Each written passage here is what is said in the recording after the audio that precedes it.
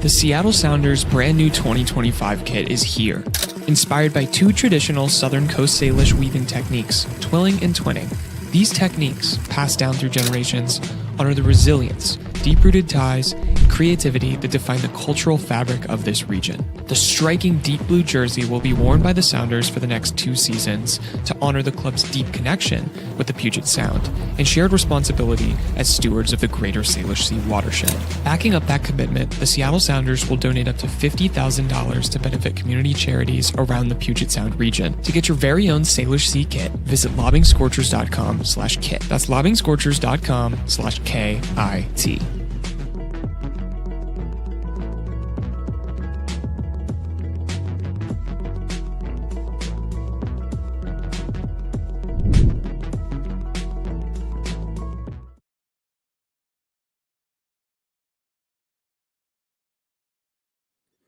Good evening, everybody.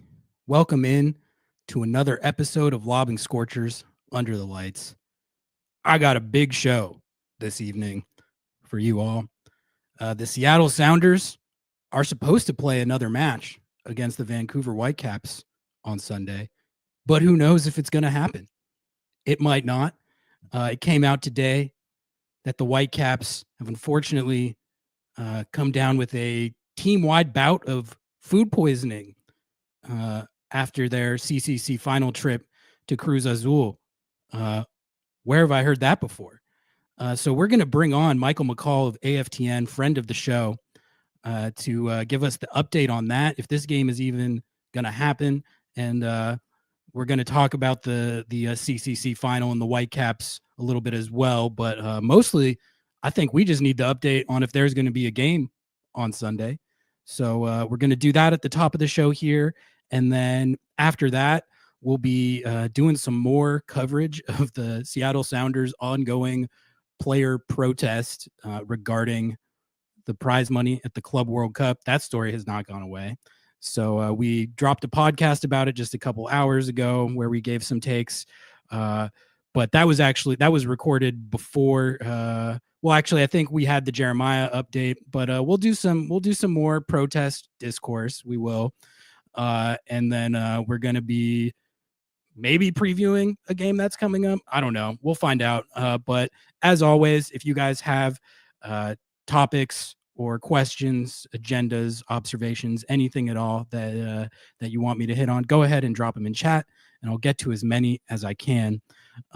And also, please like the video, subscribe to the channel. We are on the road to 2,000 YouTube subscribers. Follow us on Instagram, all platforms. And thank you all for your continued support of the show. All right. Let's start it off, though. Let's start it off with the news of the day. And to do so, we are going to bring back a returning guest, Michael McColl of AFTN. I brought him to the stage right now. Michael, thank you so much for giving us the time again. A big day for you on the Whitecaps beat. How are you feeling? Thankfully, I'm feeling fine because I was down in Mexico. So I've come back in one piece and undamaged by stuff. But I'm sure when you invited me on yesterday, this wasn't even on the horizon for your guys. But I got wind of it last night, and I couldn't get official confirmation because obviously there's people involved and health matters involved. So it was an issue that we recorded our podcast last night, but we couldn't drop it this morning because we knew more was going to come out today. So we had to wait. But it's been an interesting 4 or 5 days in Whitecaps land for sure. And I think it might be continuing until at least Sunday to make things interesting. Yeah, so I guess to start it off, why don't you just give us the update on what has transpired between the club's trip home from Mexico and to where we stand now, where it seems like I think half the team got this food poisoning, and there was already a bunch of international absences that the team was going to have to contend with. So what's your understanding of like what happened when they might have gotten the food poisoning, and then where they're just at personnel wise with how many of the guys are sick right now? Well, Axel Schuster, the Whitecaps CEO, had a press conference with some media this afternoon. So everything I'm going to tell you is based on what Axel said in that. So in short, no one really knows 100% certain where this came from.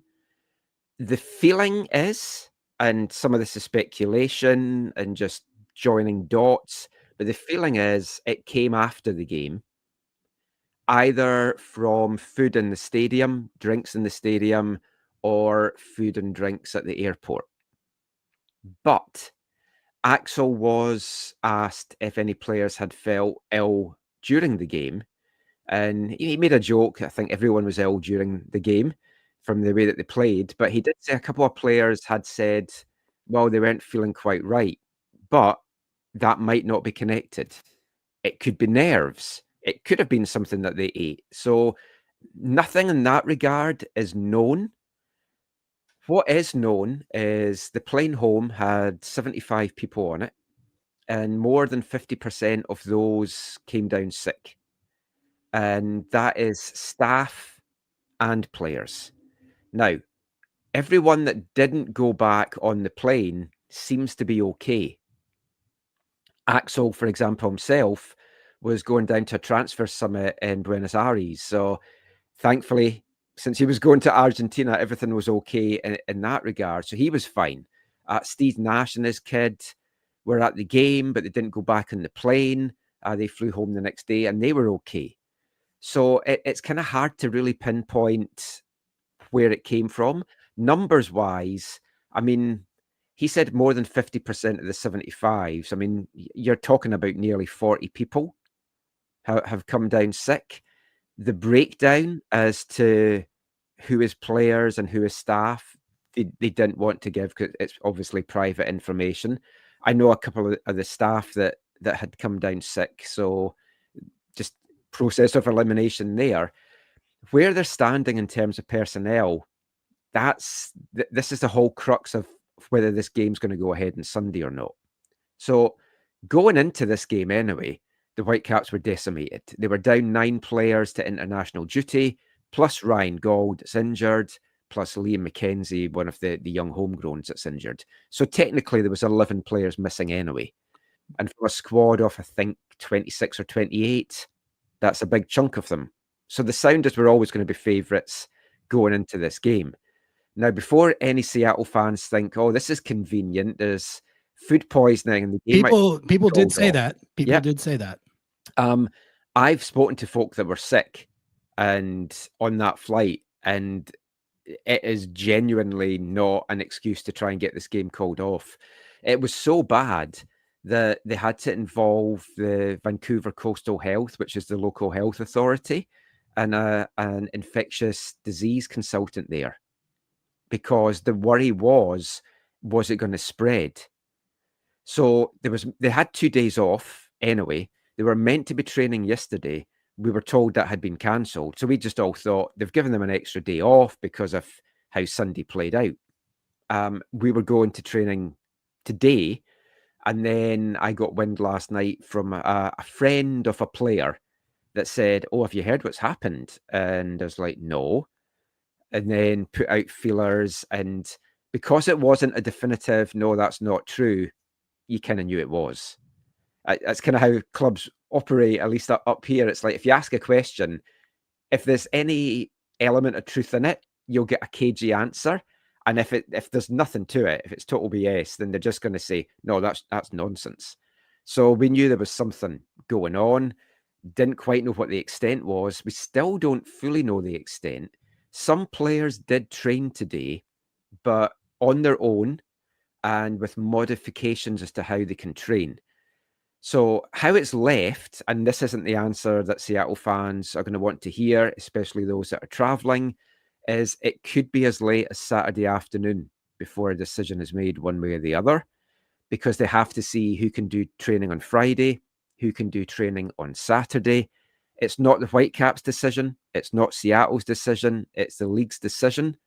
There is a policy in place that if there's not, and we don't know what the number is, but if there's not a certain number of players that are deemed fit and ready to play, but also able to play at that level.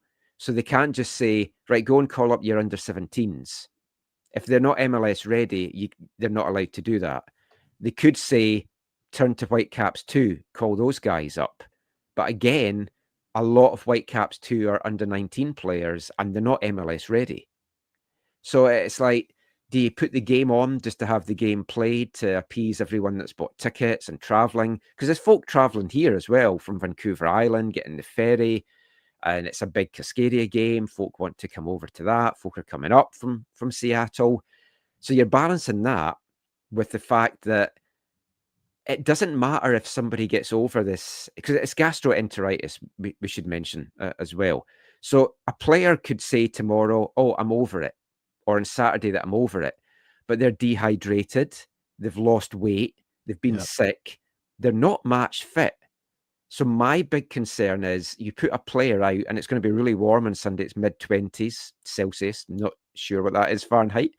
But you don't want a player that's dehydrated and drained and suddenly there's an episode in the pitch and he collapses or something. So I think that has to get factored into it as well. So yeah, I realize that it's fully up in the air right now, but if you had to put a guess on it based on where things stand right now, does this game get played? And then I also think the question is, should this game get played? I kind of feel like this shouldn't be played. Like I know it's that's tough. That's not a good thing or outcome, but it just feels like the Vancouver is not going to be able to like field an actual team in this situation. I don't even like they definitely don't have enough players available right now that are like fully unsick and fit to fill out a full match day squad. So I mean, where do you stand on it? Do you think that two questions do you think this game is going to be played, and should this game be played?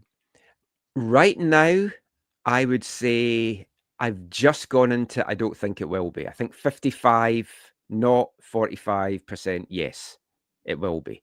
And the reason for that is what I just said. Even if players recover, they're not ready to play a game of football for 90 minutes in the heat. So I don't think it will go ahead. I don't think it should go ahead because of all these things that we've just talked about. And I know it's easy for me to sit and say that because Vancouver were going to be down players anyway. And I think this was a comfortable win for Seattle on Sunday if this sickness hadn't happened. But the decision should have been made today or tomorrow. Tomorrow for me at the very latest. Because, like, you know, I love to come down to the games in Seattle and Portland. If I've booked stuff or I'm traveling, I'm not going the day of the game. I'm going before it, or I'm tagging some days on before and after it. So fans that are traveling need to know if this game's going ahead. And you don't want to set off on Friday night or Saturday morning, get over the border, and then come Saturday afternoon, the game's off. So I think MLS need to just step in and say tomorrow, okay, how many folk were at training? Do you think you can have a full day squad that is going to be competitive? No. Okay, the game's off. Whether they will, I don't know, because there's a lot of other factors at play here. And one of them is fixture congestion. Because obviously you guys have games called off for the Club World Cup. Yep. Depending how far you go in that, you could have more games called off. Where do these games get played? Yeah. We are in the Canadian Championship. So the second leg of our quarterfinal, because we have two-legged games in the Canadian Championship, just to add to the fixture congestion. So our second leg goes the second week of July. If and when the Whitecaps win that, because they should, they'll be in a two-legged semi-final, which has a game in August and a game in September, and then the finals in October. They've already had to rearrange the Portland game because of the Champions Cup final. So the actual window, and there's international breaks and stuff as well, plus BC Place is used for BC Lions Canadian football. So the window to reschedule games isn't huge, especially because Seattle's got an even limited window because you've rescheduled games anyway. Yeah. And I mean, I do know that the league they try and avoid any situation where they have to call off a scheduled game at absolutely all costs. But I'll be interested to see what the decision actually is here, because based on what I'm hearing, this is like it becomes a safety issue at a certain point. Like you mentioned, Yeah. if you have guys coming off that a sickness that serious on this short of a time frame, their dehydration is an issue. There are just so many potential like health and safety issues that could come of it, where it's just not worth the risk at a certain point. And I will acknowledge that, even as someone who was looking forward to this game for Seattle, because you have a Vancouver team that was going to be with all these international absences. But if you have like the team infiltrated with food poisoning like this, I don't know. It just seems like it's a bad idea. It seems like it's a bad idea, but I also think that I could definitely see them being like, no, you play anyway. Like I could easily see them doing that. So we'll see what happens. Yeah. I mean, the other thing to say about that as well, like if anything was to happen, like if a player was to collapse during the game, that is on MLS, and you're looking at a big They're loss. liable at that point. Yeah. They should think about that. They Yeah. should think about that. I mean, that has to factor into it as far as I'm concerned. I mean, the other option could be, and I know your first game in the Club World Cup is next Sunday, the 15th. Is that right? Yeah. They could say, let's postpone the game to Tuesday or Wednesday. I could see Now, that. that would make sense. The guys would, I mean, we'd still be missing our international players, so that it doesn't give us an advantage then. And then hopefully the guys have had a couple of days to get better and get training under the belt. That, to me, feels a sensible alternative. But having been following a team that had to play a match 4 days before a cup final, you're going into a big tournament. Do Seattle want to be playing a big rivalry game 4 days before a Club World Cup game? Yeah, probably not. Michael, I'll be honest. The first place that my mind went when I heard this story was to the Columbus Crew and what happened last year. We all know what happened with the Columbus Crew last year. There's everyone's got their own theories and beliefs on exactly what took place. I kind of go back and forth on that between propagating the conspiracy theory for the bit, but that also kind of realizing that some scheme of an opposing team like poisoning the other team, I don't know if that's what actually happened, but it kind of felt like it did. And I've always kind of been of the belief that what happened to the Crew last year was pretty convenient. And then as soon as I hear that what happened to the Whitecaps, I'm like, okay, where have I seen this before? Where have I seen this before? Oh, to the MLS club that was playing in the CCC final exactly last year. That's what seems convenient. But I also, now hearing about the timing of it and how they think they can trace it back to maybe like a meal that they had or food that they had after the game, and the fact that everyone got sick after the game and there was no widespread team sickness to my knowledge before the game or like during the actual game. I kind of go towards, all right, it seems like that they might have just gotten food poisoned under normal circumstances in Mexico, as happens to people sometimes. But I gotta say, it also, I'm not convinced that there's nothing nefarious afoot here. What do you think of that? I mean, I don't think there is in this case. The Crew thing, I think, was. I mean, I still think so. Yeah. Yeah. I mean, not laying any allegations. That's just how it comes across. Yeah. I mean, I know some supporters have gone homesick as well. I thankfully did avoid everything. I was very careful though. Like I brushed my teeth with bottled water. I only drank boiled water in coffee or tea. So I was very, very careful with everything, because I knew what it was like. I'd never been to Mexico City before. Had a day trip to Tijuana, which I don't think really counts as going down to Mexico, but I'd read all the precautions to take. I didn't eat at any of the food trucks, as delicious as they looked. And it is a problem there, and lots of folk do go and they get sick. I don't think it was a conspiracy. The Whitecaps did contact Columbus Crew before they went down. to learn what lessons they took from the game last year. So they even had a nutritionist that went down days before, did all the food prep. They flew down their own chef. So everything before the game was in their hands. So I think that's why the feeling is it's after the game, because that's when it wasn't in their hands.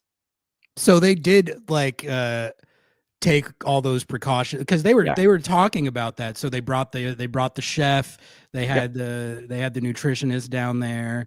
Okay, well, I don't know. I think it like, you're right. In this case, there's probably no nefarious conspiracy theory, even though did you see Cucho Hernandez? Tom Bogert posted this story on his Instagram. No. Cucho Hernandez commented on Tom's Instagram post about this and said, "Oh, am I supposed to be surprised?" So Cucho, the crew, very clearly, they think that they got had last year, and I kind of agree. I do as well. I think that they got robbed. Sadly, I don't think we can put the Whitecaps' performance down to food poisoning or illness. It was just that they played terrible. Yeah. I guess that's a good segue, because I did want to talk to you about the Whitecaps themselves as a team right now. I mean, we'll see if this game happens. I kind of feel like it isn't going to happen, and I think it probably shouldn't happen. But this was going to be a game, like you mentioned, that was going to be stacked pretty heavily towards Seattle because of the international absences. Take away what happened in the CCC final. Whitecaps are down 9 or 10 guys with 9 to international plus Ryan Gold. Right. So are any of the international guys sick, or did most of them? Oh, well, see, that we don't know, because they didn't come back with the team. They flew off to where they were joining up the national team. But we don't know, because they wouldn't talk about individual players. So we don't know if any of them were sick. The feeling we got from what was said was that it was only people that were on the flight. Okay. So, I mean, it's been airborne on the flight, and airplanes are just big germ receptacles anyway. I very rarely come back from flights without having some kind of cold or something. Right. So, I mean, 75 folk on a flight, just takes a few of them to be sick at the start, and it's just going to spread like wildfire. Right. Well, Michael, you made the trip down to Mexico City for the CCC final. I guess, before we get into the game, how was that? Like, how was the trip? Had you ever been to Mexico City? Like, just how was the experience? It was. I enjoyed it outside of the game, but not even just the way the game played out. The organization from CONCACAF at this tournament was absolutely terrible from a media point of view. I'm shocked to hear that. I can't believe it. I won't go into all my troubles just now. Folk can listen to the podcast that dropped today and hear it. But in very brief summary, my Uber driver wouldn't go near the stadium and said, "You can see it, it's over there," because it was so busy. He dropped me off at the wrong side of the stadium. Nobody knew where to pick the accreditation up that I asked. I literally walked outside the stadium trying to get in for over an hour. Jesus. No, I was sent down ways that they sent me back. Nobody knew where to go. You get the accreditation, it's nowhere near the media entrance, which isn't even marked as being media entrance. And then when I got in, I couldn't find the press box. I found the main press box. I can't believe you actually got the credential. If I was in that situation, I would have panicked. I don't think there's any way I would have even. I was starting to freak out, I've got to say, because I was like, how am I going to get in here? Because I had my bag, and you're not allowed to take bags in. I was like, I can't even buy a ticket and go in. I've got my laptop. But how did you eventually find the credential? I asked somebody that had one that just happened to walk past me, "Where did you get that?" And he pointed, and I was like, "Oh, I've walked past that twice." Oh man. But there's a big fancy press box, which I was briefly in, sat down, thought, I don't see any media here. I don't think I'm in the right place. Should have kept my mouth shut, because I could have probably stayed there. And then they kicked me out. And then nobody could direct me how to get to where we were, which was a crappy little press box. So I just gave up and sat in one of the VIP seats and watched the game from there, and amongst the Cruz Azul fans and the guy that was doing Oh, the so you halftime never show- actually got in the media box? No. Which is good, because at halftime they did bring some nachos or tortillas. I'm not sure what one they brought, but I would have eaten that because I had no food, and I might have got sick in that case. So I got to watch the game amongst the Cruz Azul fans, which really added to the atmosphere for me, because I've never been to a game outside of the UK, Canada, or America. So that was my first real continental experience. The experience at the game, the atmosphere was tremendous. The Cruz Azul fans were fantastic. There was no chance that had to get the game stopped. They applauded the Whitecaps after the game and they got their medals. It helps when your team's just won 5-0. Everyone's in a good mood. The multitude of Riot Place, which was incredible and well into the hundreds, were not needed.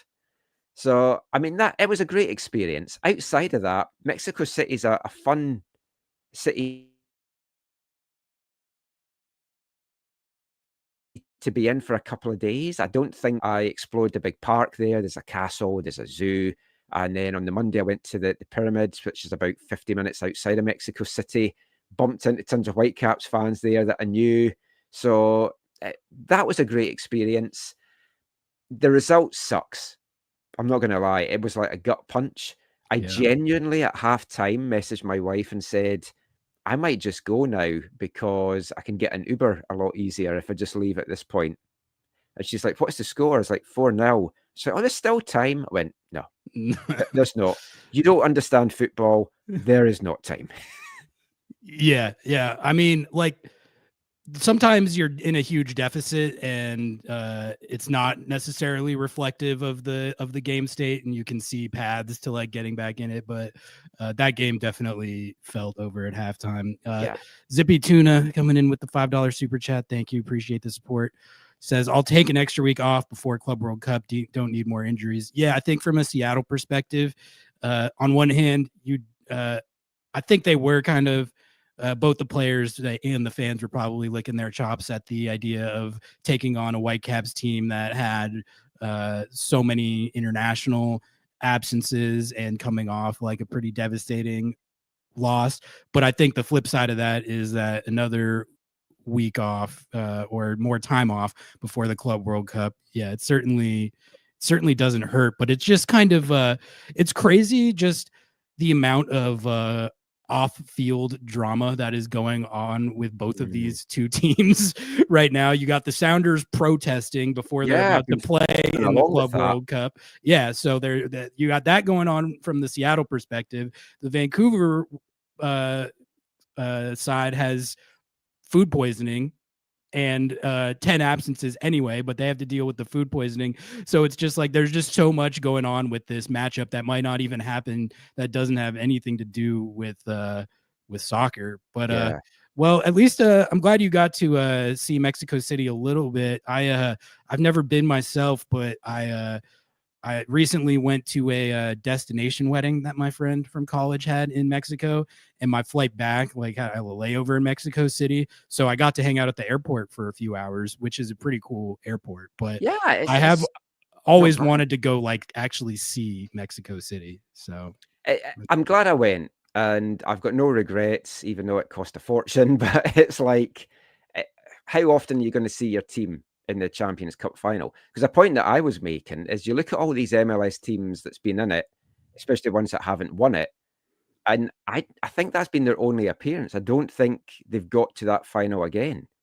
So for most teams, this is your one chance to be in a Continental Cup final. So you've got to go and see it. I mean, you had to, like, result be damned. Like, you had to go, like, for the chance that they would win it. But then, like you said, also just for the historic novelty of the occasion, regardless of what happened in the game.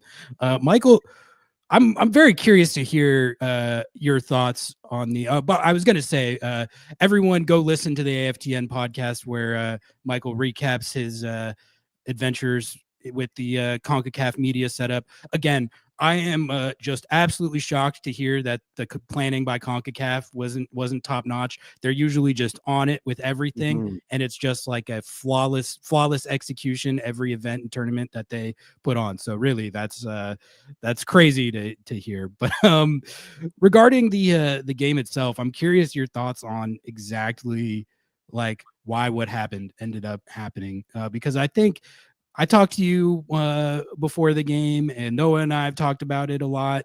And I was saying pretty consistently that I wasn't like sure that Vancouver was going to win, but I loved their chances in the game, and I think rightfully thought that way based on how this team has been playing all season. It's been the best team in the league, but also just the CONCACAF Champions Cup run, like it felt like they had it going on. They had the magic about them, and I think maybe when I look back on the run, maybe there was more of a magic carpet ride aspect to it, where they were kind of squeaking by more than it felt like in the moment. Like that Monterey game, right? That's the one where Tristan Blackman scored right at the end. They were like 2 minutes away from getting eliminated in that series and got like kind of a miracle goal. But I don't know, even like taking into account that it might not have been as like tearing through CONCACAF as it might have felt like in the moment, it still just felt like this team was playing at a level that would give them every chance to be very competitive and have every fighting chance to take the result in a game like this. And then the game itself, it just felt like got out of hand pretty much from the jump. Like Cruz Azul scores 7-8 minutes into the game, and from there it's like they never really recovered. They seemed shell shocked, and it went fully off the rails, like you said, 4-0 at halftime.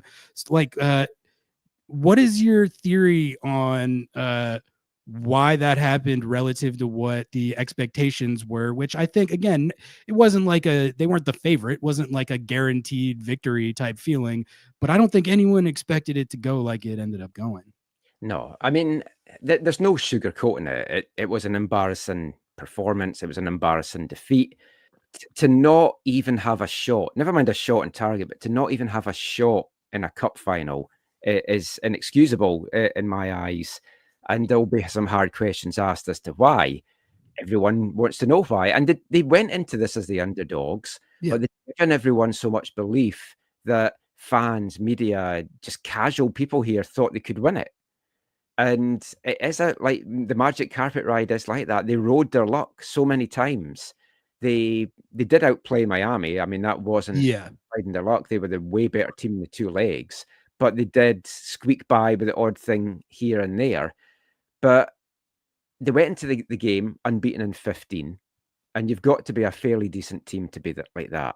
I'm not saying a great team because, as I think I mentioned the last time we were on the show, I don't think the MLS West has been great to start off the year. No, it got better in the last couple of weeks, and you're seeing the Whitecaps drawing more than getting wins as well. But I think Cruz Azul, they were more rested for one thing, 13 days rest compared to 4.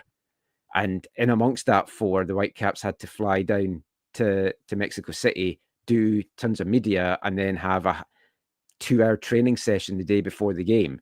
So there was that. The pitch was really wet.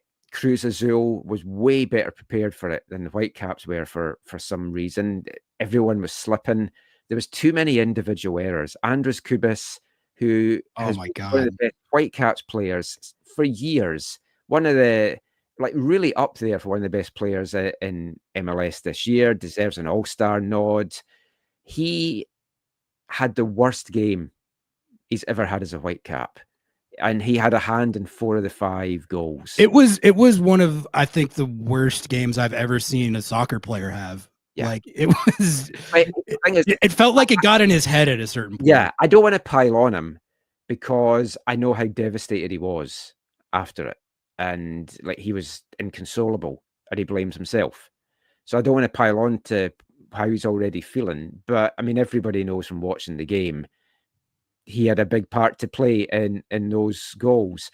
I will say, I think the third goal was offside. That wouldn't have made any difference, but it was 2-0 at that point. And we've come back twice against RSL, against LAFC from 2-goal deficits. Yeah. So the third goal in the game was going to be massive. And it went to Cruz Azul and it was offside. Even with that, Cruz Azul had another gear. I think they could just have gone up if needed to. They got their game plan spot on. They had clearly watched lots of Whitecaps tape. The Whitecaps, as good as they've been, it's felt that we've only had plan A. We don't even have plan A1. We don't even have a plan B, it feels, because the short interplay, the quick passing, the quick movement, everything was being broken up by Cruz Azul. They were forcing turnovers. So they knew the Whitecaps were going to play that way. And then the Whitecaps just didn't have an alternative way to play. And they just couldn't get into the game. Brian White got no service. The wingers just had a torrid time. They just couldn't string passes together. The speedsters were negated. They found a way to deal with both Sabi and Jaden Nelson. And there's not many teams that's done that for the Whitecaps this year.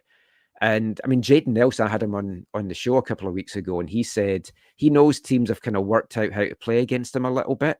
So now he's trying to come up with a different way to play. Right. But the Whitecaps as a team need to do that, because like Seattle would watch that game and go, okay, if we just do what Cruz Azul did and we're aggressive from the start and really high press and really put pressure, they're just going to bend and give the ball away. And that's exactly what happened.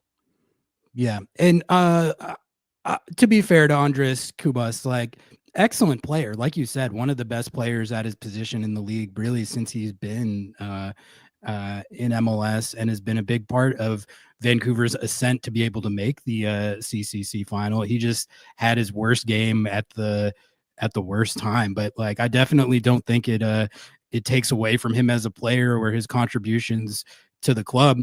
It just, like, it felt like it got away from everyone there. Zipkey with another $2 super chat. Thank you. Appreciate you. Reminded me of Jovan Jones 2020 final versus the Crew.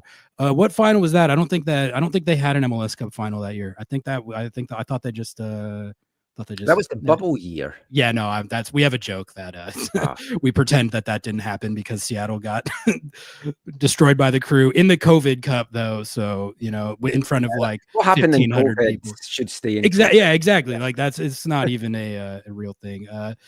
TR in chat has a question for you and says, didn't Whitecaps have the choice to reschedule their midweek game? Not saying it would have changed the outcome, but yeah. Well, that is an interesting thing that we're trying to get to the bottom of.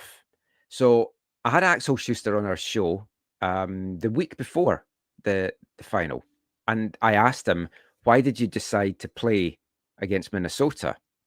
So he said, well, we've looked at all the metrics, the sports science, and the players do better in the 2-game weeks, which the results have shown, and that the players are at their optimum peak if they've played a game midweek as opposed to training. So I was like, oh, okay, that makes sense. I don't agree with it, but it makes sense. And then after the Minnesota game, Jesper Sorenson, in his head coach press conference, said, yeah, we didn't want to play this. The league made us. That is contradictory. Yes. Sentiment. So we've never been able to clarify yet, because I didn't want to go into it all before the final and cause any disruption. So I thought, oh, we'll clarify it after it. Today, when we spoke to Axel, wasn't really the day to bring that up either. But I want to get to the bottom of it, because the way I look at it, both those statements could be true, just worded slightly weirdly. And the reason I say that is it could be that the Whitecaps looked at that and thought, yeah, we do better, let's play it. But maybe MLS said to them, well, you can move it, but you can only move it to this date. And maybe that date didn't suit them because it was in an international break. So they've thought, well, we're forced to play in this date, or we'd be forced to play when we're down 10 players again. I'm trying to make sense of it. That's the only thing that we came up with as being a possibility. It shouldn't have been played. They dropped 2 points for one thing. They were tired. They were leggy, and they should have gone down to Mexico City a couple of days before, Had a couple of days to get used to the pitch and everything there. It rains so much and heavily in just bursts that the pitch was absolutely soaked, and they needed to get that experience, I feel. They'd played in the stadium before, and it took them 20 minutes in that game to actually settle, and they had gone behind in that game. So we thought, oh, here we go again. It's the same old story, but it was just even worse.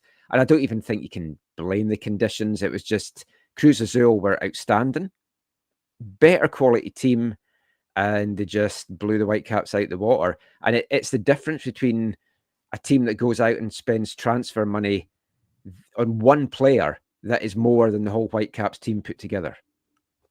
Yeah, but that's always an obstacle in CONCACAF when you're playing a Liga MX team. And the Whitecaps went toe-to-toe and eliminated two Liga MX teams before this. So that's why I was thinking that, especially because Seattle got eliminated by Cruz Azul it was 4-1 on aggregate, but the first leg was a 0-0 draw in Seattle, and then the second leg it was 2-0 in like the 80th something minute, and then Seattle actually got a goal, and there was like a 5 to 6 minute period of that game where I was feeling like, all right, like there actually is a fighting chance here, which in a game like that, that's all I want is a fighting chance. And they had one, and then they ended up conceding two more late. So the final aggregate looked really bad. But when I looked at how competitive that series was on the whole, and how much better the Whitecaps have been in Seattle this year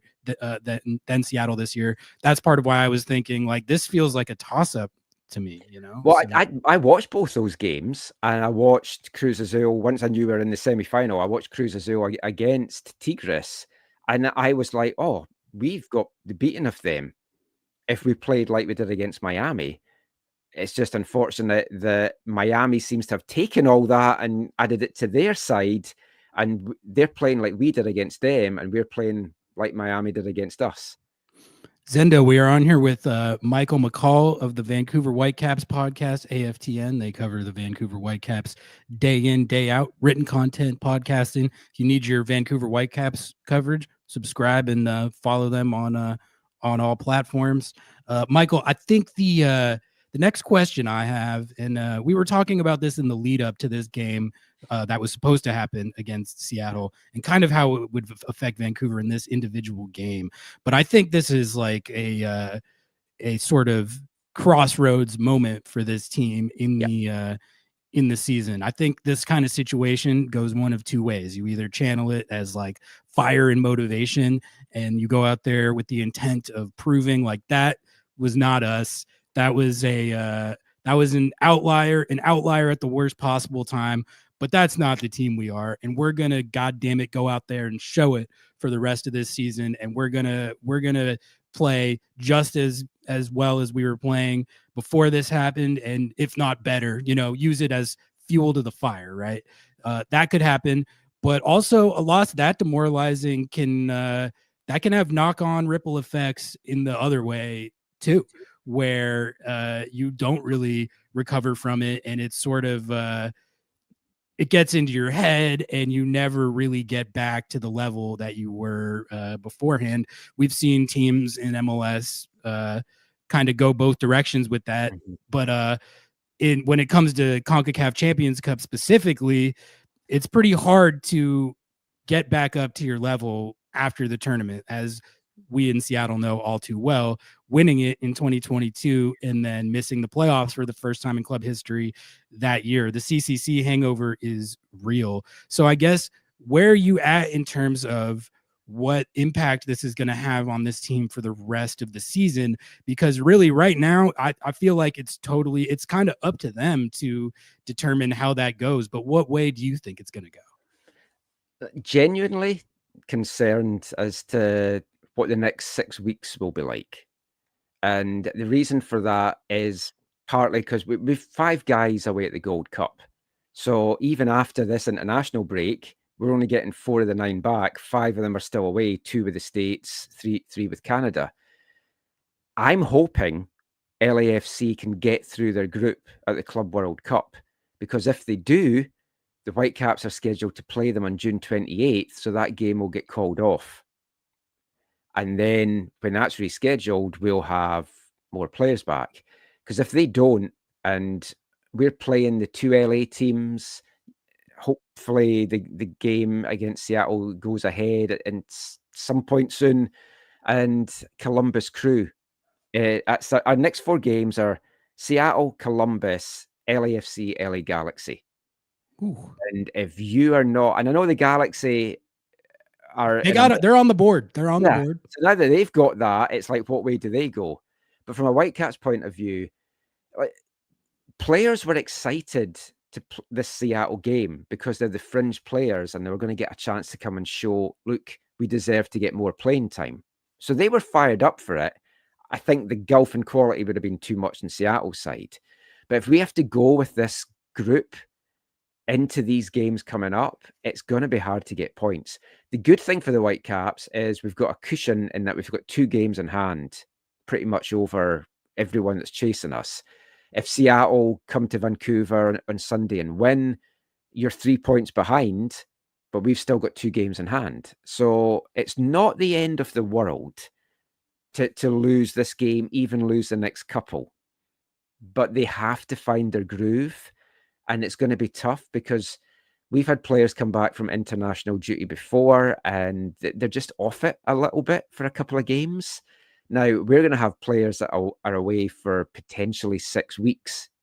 If Canada went all the way to the final in the Gold Cup, we've lost 3 players in that. If America go all the way, we've lost 2 players. If it's America-Canada final, we've got 5 guys there until July 6th. Then they've got to come back and play a second leg Canadian Championship game against a Canadian Premier League side. So where will their heads be? I asked Jesper Sorenson after the game if he was worried that this might leave some mental scars a little bit. And he was honest to say he doesn't know because individual players will react differently. Some of them, it will light a fire under. And some of them, they'd been at such a high and it was maybe their first ever cup final. And then all of a sudden, it's just an emotional drain. Because I felt it during the game.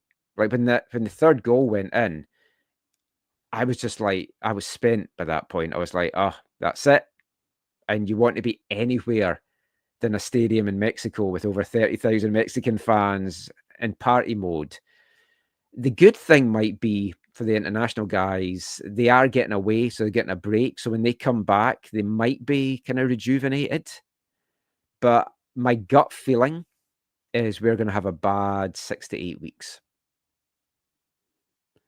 Jesper Sorenson has done such a fantastic job this year. I still think that he's the coach of the easy coach of the year front runner. Just for, I mean, you could take CCC out of it and what Vancouver's been doing in league play. I mean, over 2 points per game all season. It's still like, obviously with this game happening so recently, it's taken some of the shine off it, but it was still one of the crazier runs I've ever seen from an MLS club to be able to make the CCC final, regardless of what happened in it, but to make the CCC final in the manner that they did while also playing at 2.2, 2.3 points per game in league play is, I still don't think I've ever seen an MLS club pull it off quite like that. So I do believe that he and the team should still get credit for that, even if it doesn't feel like it in the moment. But I guess my question is like, this is his first like real test of adversity since he's been the coach. Like what about his makeup? Like with his makeup, how do you think he's gonna handle that? And like, what do you try and do or say to the team after a defeat like that to try and just retain the level that they had in league play all season leading up to this? I mean, he's a very stoic character, just in general. He doesn't give much away. Like when he cracks jokes, it's a straight face as he cracks the joke. And so it's hard to read him. I mean, if I was him, I would just say to the players, don't even rewatch the game. It's done. We don't talk about it again. We just move on because they're still fighting for the Supporters Shield. They're still fighting for the MLS Cup. They're still fighting for the Canadian Championship. I've been trying to get across to people that don't let that result on Sunday tarnish the run too much. It does tarnish it a little bit. There's no getting away from that. It was a horrible ending. It was a horrible performance, and it wasn't a reflection of the team. But you can't just base it on that one game, because the way that they played, they galvanized the city. They had media coverage that they haven't had here since they first came into MLS. Media that I haven't seen at BC Place for years coming out of the woodwork to take in games. Unfortunately, a couple of them came to the 0-0 with Minnesota, so I don't know that they'll be back anytime soon. But the fans are going up. Everyone's talking about it. The TV stations are covering the team. So that was all from this cup run. If I'm Jesper Sorenson, I just get them all together and just say, right, put all your demons away. The season starts from now. We're in pole position. We just have to keep doing what we're doing in terms of getting results, but probably tweak some of their game plan a little bit. And Sebastian Berhalter is coming back, like he's going on for Gold Cup, but eventually he'll be coming back. And I was saying before the game that if the Whitecaps lost the final, I was going to perpetuate the narrative that they would have won it if Berhalter had been in there. With it being 5-0, I don't know if I can really pull that narrative. No, but he's had a good season, but it's not that good to turn that and save that game. Yeah, no, but like I think kind of getting the team back to full strength once everyone's like not sick anymore and the international guys come back. I think like it seems like the deck is pretty stacked, like you said, for these next like few weeks. But overall, I think this team has still shown enough where I expect them to be challenging at the top of the West for the rest of the season. I mean, do you I guess what's your concern level that this could like torpedo the whole thing, or do you feel like once the dust settles and they get everyone back, are you pretty confident that they'll be able to retain or get back to that level? Yeah, I mean, and I don't see them falling out of the top four. I mean, there is a log jam right now at the top of the West, and everyone's beating everybody. Whitecaps have that cushion. I've always said years and years and years, even before I came here, those early points on the board in a season are huge in any league. In MLS, they feel even more huge. That's how Dallas have managed to get into the playoffs so many times. They start strong, they drop off, but they've got all these points on the board that they then sneak in at the end. I think we'll get back to winning ways. There will be additions coming. For me, we need another striker. Brian White's great, but the fall off from him is quite considerable. Daniel Rios, he's been good with his hold-up play and like drawing defenders away, but he's missed 2 penalties. He's only got 1 goal. He's like a replacement level MLS striker. Like yeah. I mean, he's a guy happy to see him off the bench in the last 15 if you're chasing the game. He's got some height. He's a good goal scorer. Damir Krylak is a shadow of. I straight up forgot he was on the team. I forgot he was on the team. Don't worry, most of the folk here have as well. He's on the bench every game, and he's hardly ever come on. Wow. But that's who we're relying on now, him and Rios, when Brian White's away with the American national team. So he needs to somehow find the Damir Krylak of 2021 before he had the injury. I'm a huge fan of him, or I was. It's not that I don't like him now, but like the Damir Krylak at RSL, I loved, and I always said I'd have him here in a heartbeat. Me too. Those were the days where RSL had Damir Krylak and Albert Rusnak, who's now the Sounders DP number 10. And that was actually, we talk so much about the Rusnak agenda and the brigade around here, but it goes further back for me personally than people even realize, because my affinity for Rusnak goes back to those RSL days when it was he and Krylak playing off each other. And I loved watching those guys play. And every time Seattle played RSL, I was always like, oh, they got to deal with Rusnak and Krylak. That's not good. Like, people think that Real Salt Lake is maybe not that good a team, but those two guys are going to get you. And then they usually did, especially when Seattle traveled their way. So yeah, Kryluk used to be a fantastic MLS player. That was one of the best one-two punches in the league in their heyday. So that's kind of it's an unfortunate fall off, but I guess they haven't really needed him much this season. But the way that Brian White's been going, but I mean that's not sustainable in itself. No, if Brian White can sustain this pace for the rest of the year, he's gone to Europe at the end of the season, and it's like there's no question about that. And he's going to the World Cup as one of the main strikers for the US. I don't think it's sustainable. He is getting great service. Our wing play is great. Ali Ahmed, Emmanuel Sabi, Jaden Nelson. They're really hard to play against. They're a little inconsistent. I don't know who I prefer starting, who I prefer coming off the bench. They all can, but it's fine to mix it up because they all play at different levels and at different times. We need another midfielder. That was badly shown with Berhalter being out. It'll be badly shown in the games coming up until he comes back. Whenever Kubas is out of the team, for everything that happened on Sunday, whenever Kubas is missing from the team, there's a distinct drop in quality. The defense is solid. I know 5 goals against Cruz Azul would say otherwise, but the defense is solid. That's the one thing. If the game on Sunday goes ahead, we've got a pretty much first choice defense out there because we've got Takaoka in goal. We've got Matej Laborda in one of the wing back positions. Then we've got Blackman and Veselinovic. And they might even put Tristan as a right back and put Matej Laborda as a left back and have Bjorn Inge Utvik as the centre back. So defensively, we're fine. For Seattle, these are the games coming up. Midfield, we'll have Kubas back after Seattle. So, I mean, that's all right. JC and Gando and Ralph Priso are good, but they're not my regular starters. And we've lost Nelson and Ahmed, but we still have Sabi. And we've lost White. So it's up front. I don't know where the goals are going to come from. If we ground out 0-0 in the next 4 games, if you offered me that now, I take it.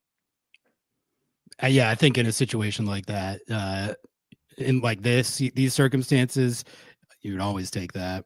Do you know what the status is of?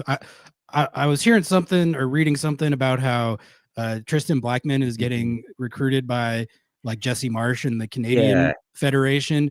Like, do you know, is that going to happen? Is Tristan Blackman going to defect to Canada? Because as you were talking about like how you're going to have a first choice defense, I was like, shouldn't Tristan Blackman be getting called in somewhere? And then I realized like the US doesn't call him in. So is he Canadian now? Like what's going on? When that broke, I think it was Jeff Carlisle at ESPN that broke it. And I thought, that's nonsense. But it's Jeff Carlisle, so it can't be nonsense because he doesn't put things out there unless he's pretty confident. So Jesse Marsh has been asked about it. Tristan's been asked about it. And they've had talks, just getting to know each other. And Jesse is interested in getting Tristan Blackman to make the switch.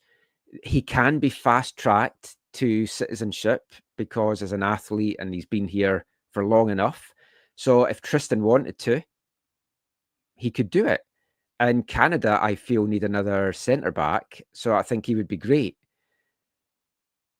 It's a tough lure to turn down if you know I'm going to get to play at a World Cup. Yeah. He did make the 60-man provisional roster for the Gold Cup for the US. I was totally convinced he was going to make the Gold Cup, or at least this window's roster. And then when he didn't, I was like, well, if he can't make it now, he's never getting called up. So why would you not make the switch to your second home? I mean, he's not Canadian. He doesn't feel Canadian. That's why, like, I get that you can do that, like, citizenship wise, but it's always felt a little, not just with Blackman, but like in general, it's like, yeah, like he's not really Canadian. Like well, no, but it's like I'm from Scotland. I'm a Right. Canadian citizen. I could play for Canada. It would be over fives, but I wouldn't feel Canadian. I'd be proud to play for Canada, but I'm Scottish. Is your personal, like, international footballing allegiance more towards Canada or Scotland? Oh, Scotland. Oh, okay. 100%. If Scotland play Canada, every single game I cheer in Scotland. Interesting. Yeah, like that. Has it been that way? I get you. When did you move to Canada? 2007. Oh, okay. So you've been I there only for a while actually now. applied for citizenship last year. Oh, nice. Because Congratulations. the little thing here is, if you wait until you're 55, you don't have to sit the written test and all that nonsense that goes with it. So you just fill in the paperwork. They say, okay, come to the ceremony. There, you're a citizen. So I just waited until I hit 55 last year and then just did it. Nice. But I mean, I love Canada, and I'm proud to live here. It's a wonderful place. I feel very lucky to live in a beautiful part of the world that I do. And I'll be honest, when I've gone back to Scotland a couple of times in recent years, it looks run down, and I know I made the right decision coming over, and I do love the country, and they'll always be my second team to cheer on at international level, but I'm always going to be Scottish. Well, Michael, that's pretty much all I had for you this evening. Thank you so much. I mean, we've gone like an hour here. Really appreciate your time. We will see if this game actually happens on Sunday.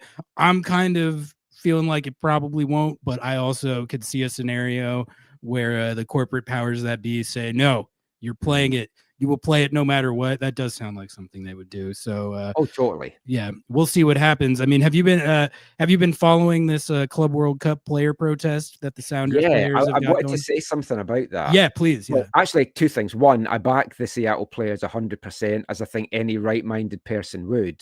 But just for Seattle fans watching this, to give you a little bit of context, when I spoke to Axel Schuster before the final, I talked to him about the financial implications that were there for the Whitecaps. Because if you win the Champions Cup, you get 5 million.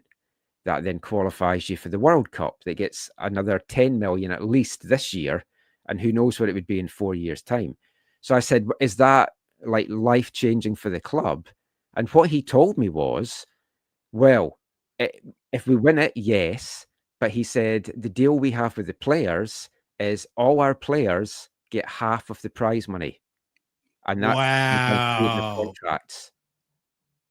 Wow. So they actually, even CBA be damned, they were like, no, we're going to take care of our players. Yep. And that's how it should be. That's how it should be. That's what makes players then want to come to you, because the word goes around the league. Oh, if I'm with them and they're successful, I get this money. And yeah, it like the actual financial benefit, but also the principle of it. Like if you put it in for the club and you win these tournaments and you make it to these situations where we're getting all this prize money, you're gonna earn it yourself. And it's not we're not gonna like pull the CBA out on you and be like, no, we're not gonna give you that. Because we don't have to. We're gonna recognize what you put in and we're gonna take care of you for it. To hear that the Whitecaps just did that, it sounds like without even like thinking about it, that's pretty interesting. Like that's and I don't know. We'll see. I don't really know what the resolution here is going to be. Supposedly they're negotiating, but I haven't heard anything as of now that there has been like an offer or anything like that. But I mean, see, players get such a hard time for being greedy, and there is an element of that, but more so on the European side. And when like African countries maybe go to the World Cup, and there's always at least one country that's having an argument with their federation for bonus payments. But in this case, the Sounders players are 100% in the right. You're running these players into the ground. You're expecting them to go and play in this tournament. And I'm coming down to the games. Well, I've applied for my media tickets. I haven't been approved yet. So I'm planning to come down for quite a few of the matches. I don't really have a lot of time for the tournament per se, but it's a Club World Cup and it's history. And it's right on my doorstep, basically. So why would I not go to the games if I can? But if Seattle go deep in this tournament, you're getting more games called off. So you're adding to their workload later on. So I mean, and adding prize money that they wouldn't be getting any of because of the $1 million cap. I don't even like just on the pure fairness of it. I have like no idea what is even being debated. No. It's like, well, we have this in writing and it doesn't happen to me. Exactly. It's the technicality of the CBA, which is not a good Yeah. argument. You would be surprised. I've seen like some fans making that argument, like carrying water. Like, Really?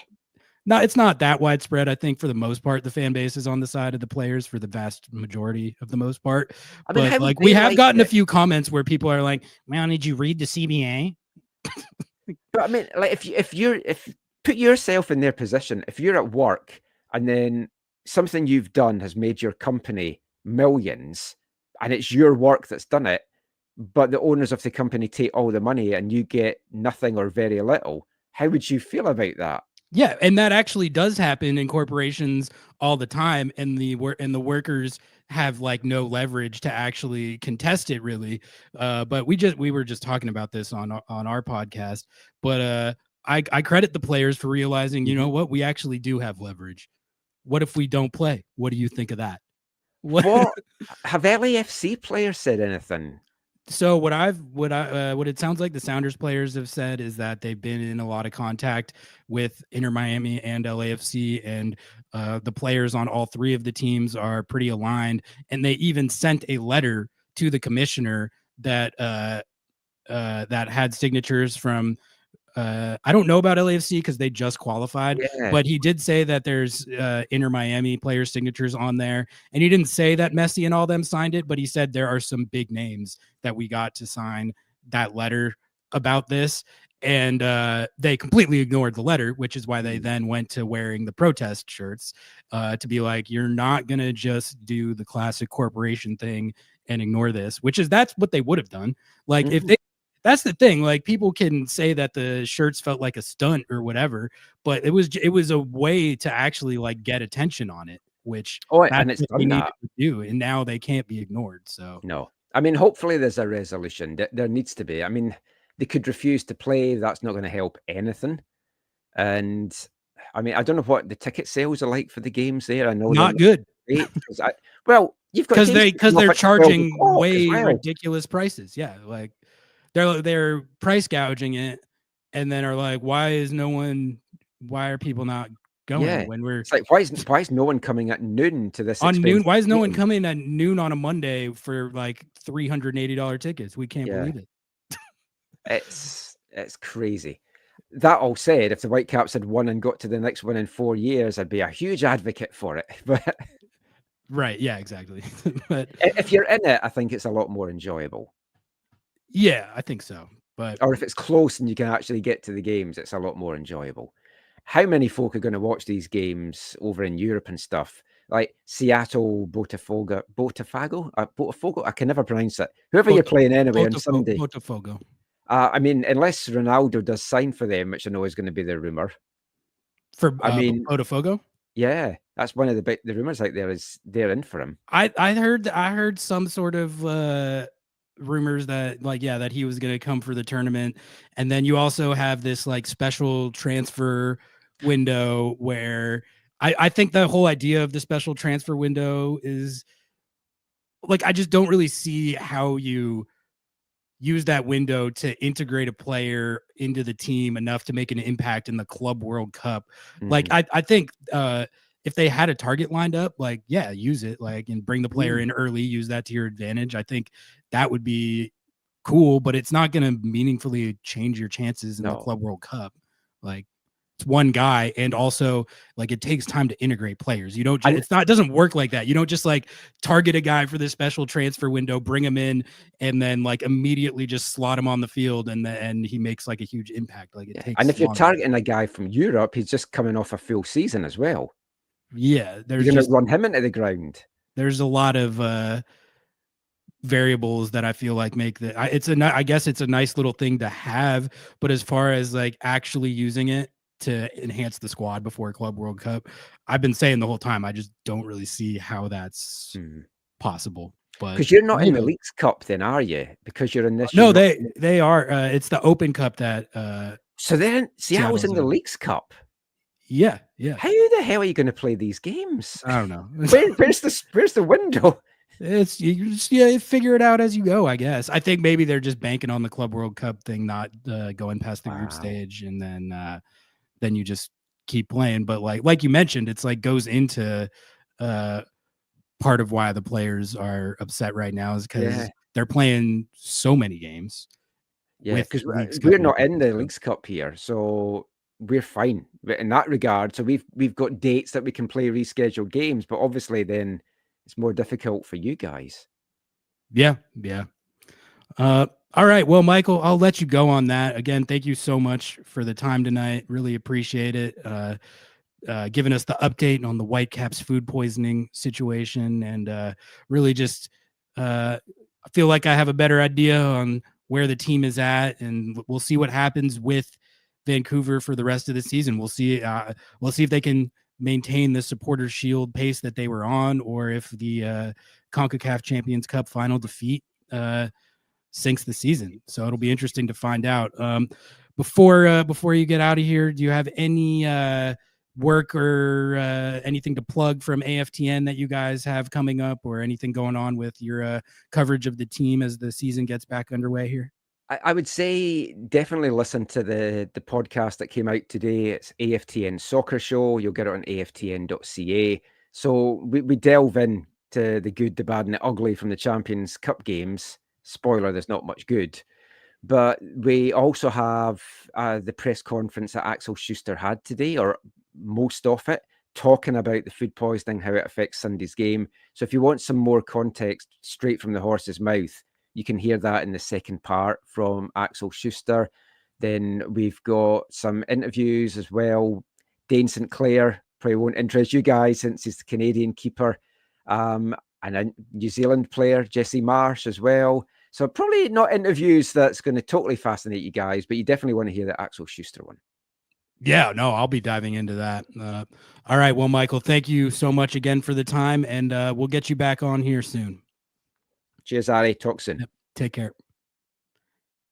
That was Michael McColl of the AFTN podcast, where they cover the Vancouver Whitecaps, the number one best source of Whitecaps coverage and information, in my biased opinion. Go check them out. Subscribe on all platforms. Give them your support. They do great work covering Vancouver. All right, chat. You know what I think was the most interesting thing of that interview was actually what he said at the end, that the Vancouver Whitecaps actually already have an agreement. They already had an agreement that half the prize money from whatever tournament winning, or from whatever tournament winnings that they get, half the prize money is agreed upon to go to the players. Imagine that. So you can do it. It's not like the Vancouver Whitecaps are known for being a like super stacked with cash organization. If anything, they have a reputation as money ballers. Their fan base complains that they don't spend enough. It sounds like they don't even think about it. Like if they were in this situation, half of the 9.55 would be going to the players off rip.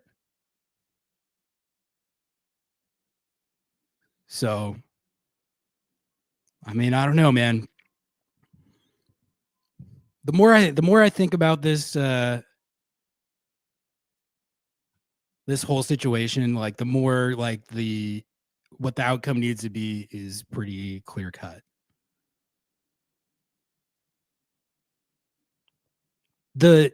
I'm sorry, but the technicality of the CBA is such a bad argument. And it's honestly surprising that I've seen any fans make that at all.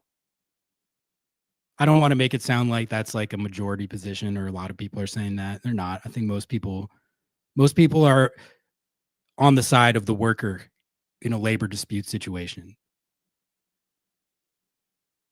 Just for reference, that's the right side to be on. Carrying water for the corporate oligarchy is never the play. But like the technicality of the CBA being what it is, they need to change that and do what Christian Roldan said, which is just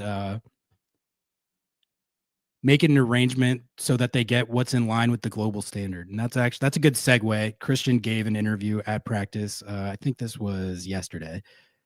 And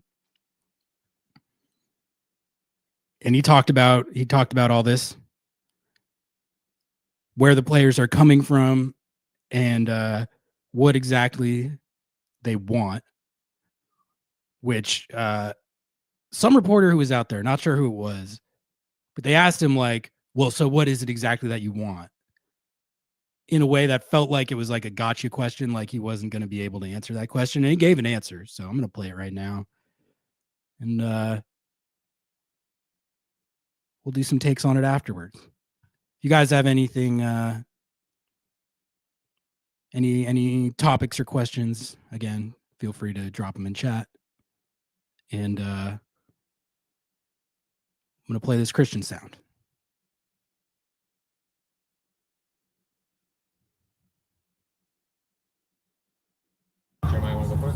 Yeah, I'll start off with a straightforward question about this week going into the Whitecaps.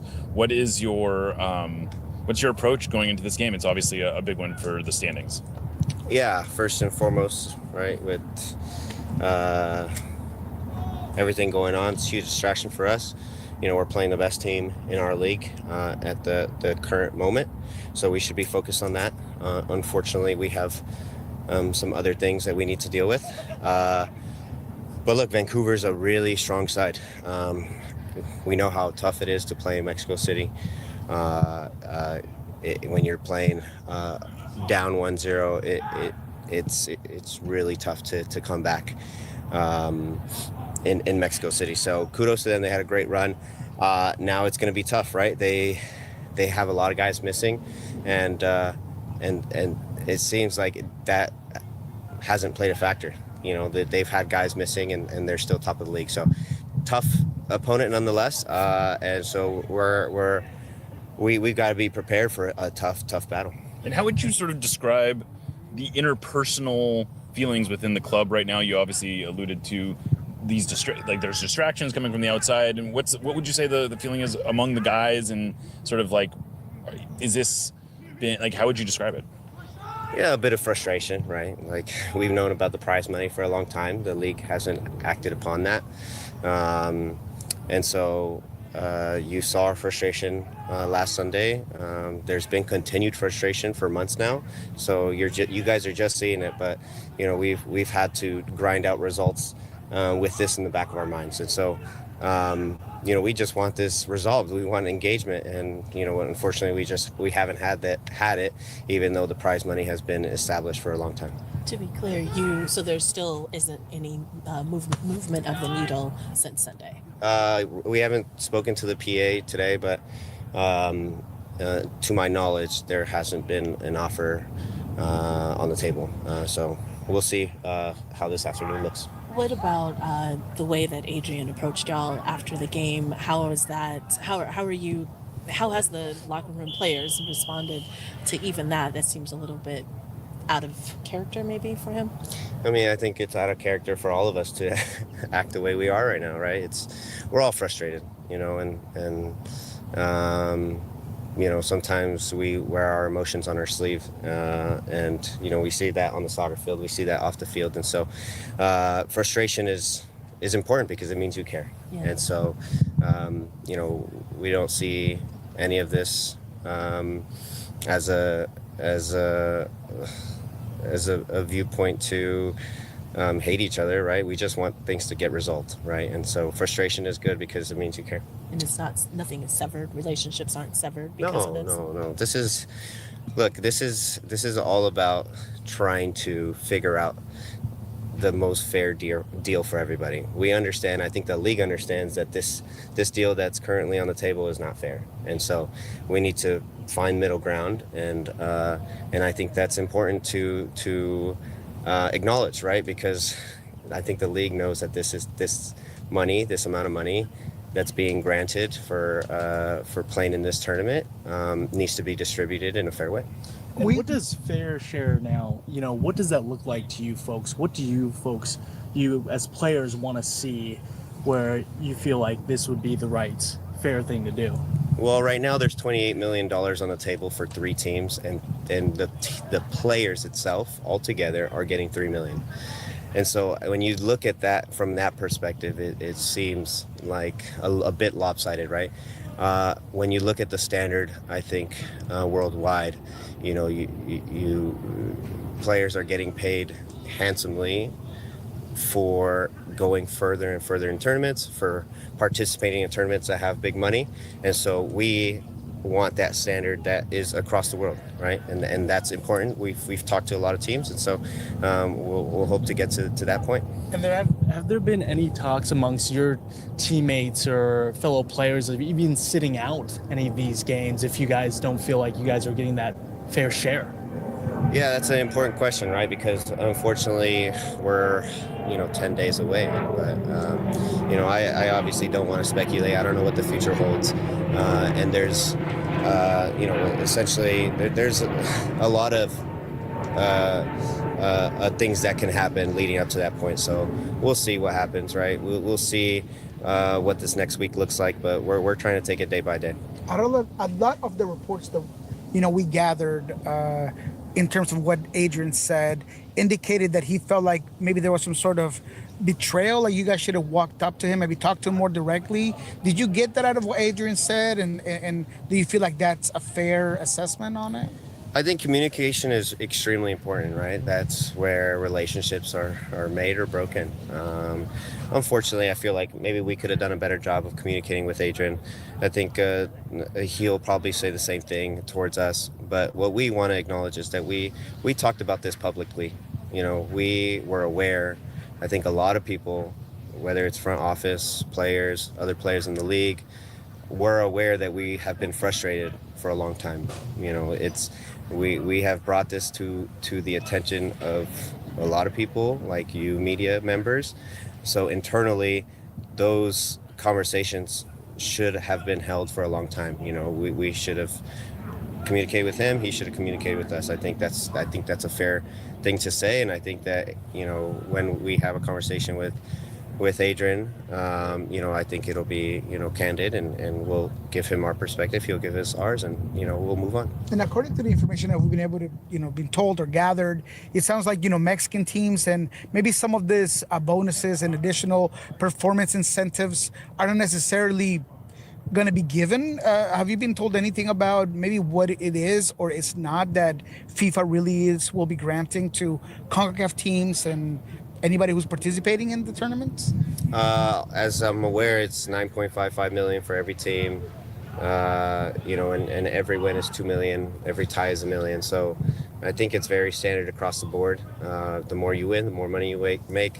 But again, there's a big discrepancy between the amount of money that is being given to teams and then the amount of money that is taken home by players. Christian, do you plan on, or does the team plan on wearing the shirts again? What are, if you're still not able to move the needle, what are next steps? But first, are you going to wear the shirts again? We'll see, right? I think we talked about doing it. We're talking about day to day, right? We are waiting to hear back from the league. We've been hearing back. We've been waiting for months now, and so we're taking it day by day. We'll see what happens. We'll see which way the needle goes. But for us, we're trying to focus on Vancouver. That's important to us as well, right? We need to be doing these things simultaneously, unfortunately, but we have a big game this weekend. Christian, going back to Vancouver, you guys have had success playing up there in that stadium. You point to anything of why specifically you guys have been able to get so many points and even trophies in recent years up there in Vancouver? I think that this is a different Vancouver team. I think this is a team that brings a lot of intensity and mentality. Not that they haven't done in the past, but they're now scoring goals. They're a big team that threatens in front of goal, and I think that when you have that at home, it makes it tough because if you are in a low block and they can still score against a low block, it makes it tough, right? We're seeing that at home when we play low block teams and we don't score a goal, it becomes a long day. And so this is a team that can punish you in front of goal. And so we have to be ready. We have to be ready to sprint. We have to be ready to backtrack. We have to be ready to win second balls because their mentality has been great. How difficult is it preparing for a team who, is not going to have, nearly double-digit players because of international duty? Well, what we've seen out of Vancouver is that they have the same style regardless. And so we can prepare regardless for a tough Vancouver side. Now, we might not know who's going to play up front. We might not know who's going to play, in midfielder positions. But, their mentality and their intensity and their formation usually stays the same. A lot of your teammates, or a good portion of your teammates, weren't around in 2020 when you guys protested for Black Lives Matter. Can you talk a little bit about how they have, how they're reacting, how they're unifying together, and just kind of handling the situation? I know it's a distraction, but how do you see your teammates maybe even handling this moment?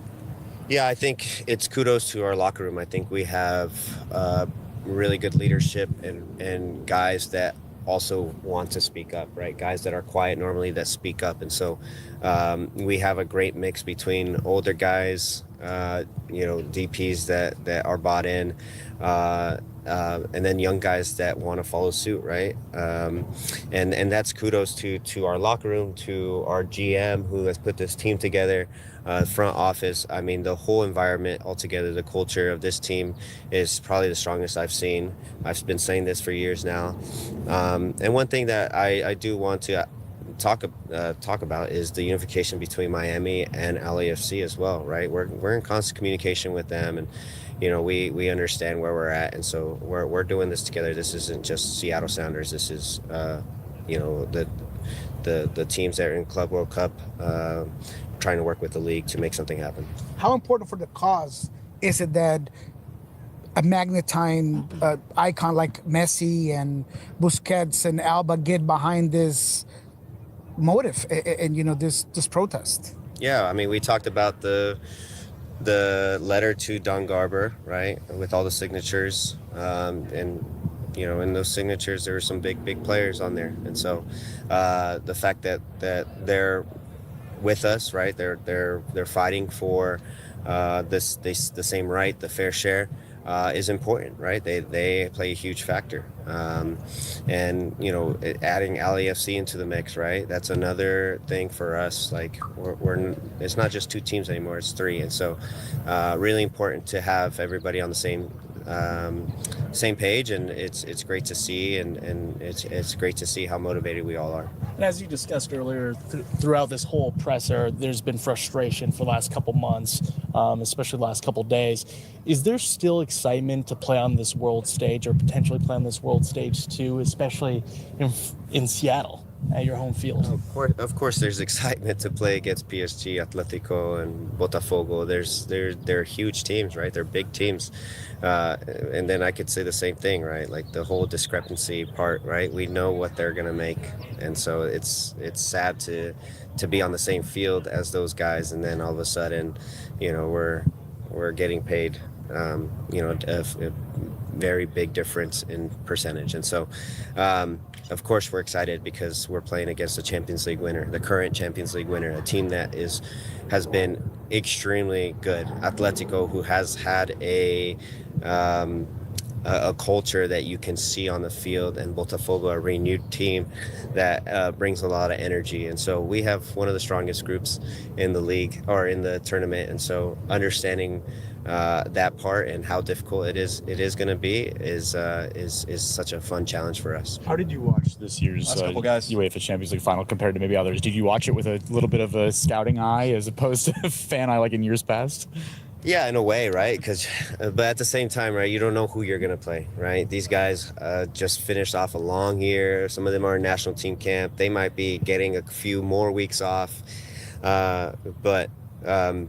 But it's exciting nonetheless, right? PSG, for example, is a team that is extremely fluid. They move around so much, and they're really hard to dispossess. We were watching Atletico Madrid in Champions League, and how determined they are even when they get a red card. I mean, those are moments that you can like bond together as a team in the locker room while watching, and so it's exciting, of course. But again, with all these distractions, it in a way kind of takes away from all of that, because we just don't know what's next, right? Cristian, como el capitán del equipo, ¿cuál tú ves que sea la resolución? ¿Qué es lo que el objetivo es para que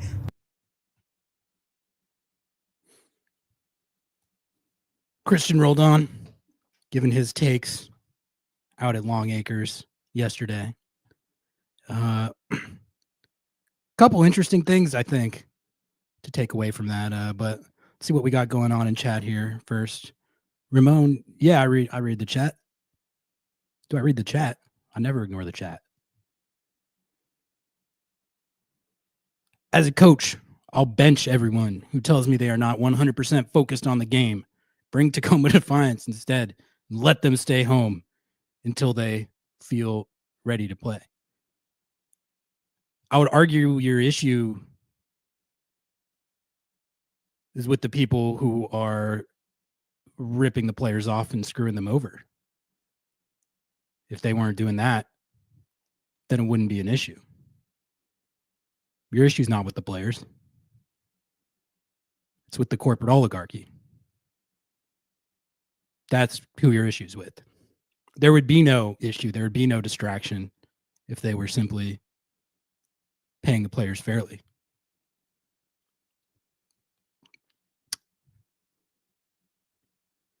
He did explain what they want. He said what they want. They've looked at what the standard is globally and what clubs who are in tournaments like this with prize money that's closer to this than what MLS clubs normally pay for. He said they looked at that standard and that's what they want. He didn't give like the exact number, but there is a number that is reflective of what the standard usually is. And they are getting paid egregiously below that. Like, it's honestly, to me, it's a joke of a discussion. I don't really understand how anyone thought that they would see that discrepancy and that they would be cool with that. Like, it's crazy. It's crazy. A couple of other things, though, that I thought were interesting from what he was talking about was when the guy asked like if they were considering sitting out games. He didn't say no. He didn't. I think he intentionally didn't say no. At one point, he said, "We'll see what happens."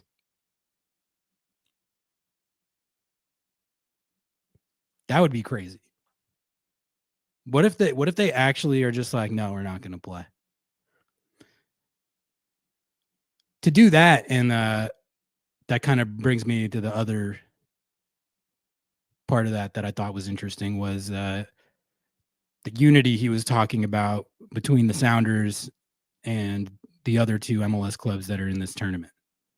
People are making it like a Sounders issue because they're the ones who wore the shirts and did the protest and have been the most vocal about it. They've been talking to the guys on Inter Miami and now the guys on LAFC. And from what he said, they're all on the same page. They know when they're being screwed over. And look, a guy like Lionel Messi, the Club World Cup prize money makes no difference to him. Sergio Busquets, Jordi Alba.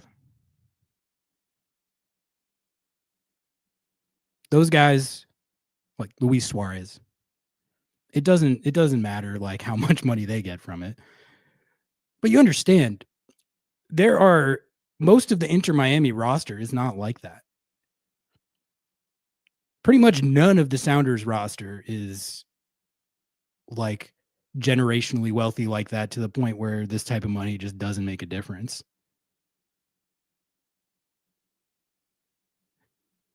In labor disputes like this, people sometimes, like when there's lockouts in other sports, sometimes people make it like millionaires versus billionaires. Why would I sympathize with either of these parties? When honestly, I think the reality is that the disparity between what the owners and the executives make in other sports and what the players make is still very egregious. It's just that, like, in the NFL, guys are making so much money that, like, they're just like, whatever. I mean, I'm still getting a lot of money. But MLS players are not, like, wealthy like that. They're not. A lot of them are very well paid. DPs make like a couple milli. It's good money. But a lot of MLS players, that is the thing about this in particular, is that you got guys on these teams that are making like what a decent paying tech job pays you.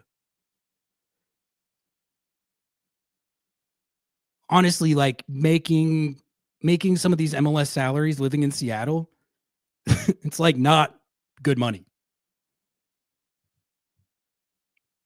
for some of them. A lot of the guys on the team are making like, you know, 5 to 800K. That's good money. But if you're on the league minimum or you're like John Bell making 100K, it's honestly completely insane to think that like players like that are getting like ripped off like this, because that like it matters is what I'm saying. It matters. Like, it's not about with an MLS team specifically, you can't make it about like greedy athletes who are talking about amounts of money that are inconsequential to them in their lives at the end of the day. Like, that's not what's going on. We're talking about guys that like the amount of money that like actually makes a huge difference. But here's what I was thinking. Like, if there's no movement on this, and they're like, screw you, you're going to take your $1 million and split it amongst yourselves and you're going to like it. What if they just don't play?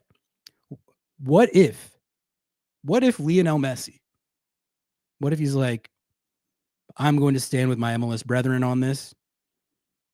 If you don't fix this and pay them fairly, I'm not going to play. What if Messi did that? They would have this thing solved like that.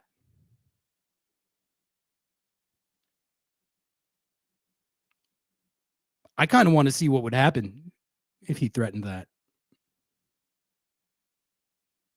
I don't think he has. Because if Lionel Messi threatened that, this would be over. They would pay whatever amount of money it took for him to not do that. He has the most leverage of anyone in this situation. He's got so much power. He can make these oligarchs squirm more than anyone. If he just says, pay my guys. Pay my guys or I'm not going to play. That's when it would get real juicy.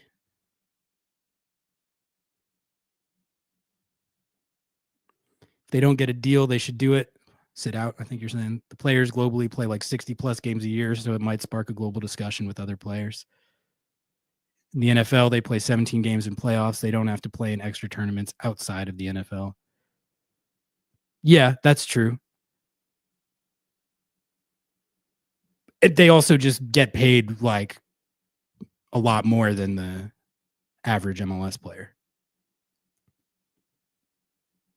MLS players aren't making money like that. They're really not. Like, some are making a lot of money. Most teams, you have a few guys that are making like $1 million or $2 million or more than that. Some DPs or like Messi's on like an insane number. But for the most part, it's like it's not like that. Imagine how Schmetzer is feeling. He prepares the team for their games week by week, and all that goes to trash because the players are not focused. But then it's always Schmetzer out. I don't know if you're referring to a take that you've actually seen, but I don't blame Schmetz for this. I also his presser, maybe we should watch that. His presser the other day was pretty funny. He has a very difficult line to toe with this, because he is like Hanauer is his boss. He can't come out and say my boss is screwing my players over. He can't do that. But he also can't say my players are being insubordinate and what they did is abjectly unacceptable and I don't have their back on this. He can't say that. Let's actually watch the Schmetz presser, because it was an interesting case study in like how a coach handles the press in a very, very unique situation. And I remember before this, I was like, how is Schmetz going to handle this? Because he's about to get grilled right now.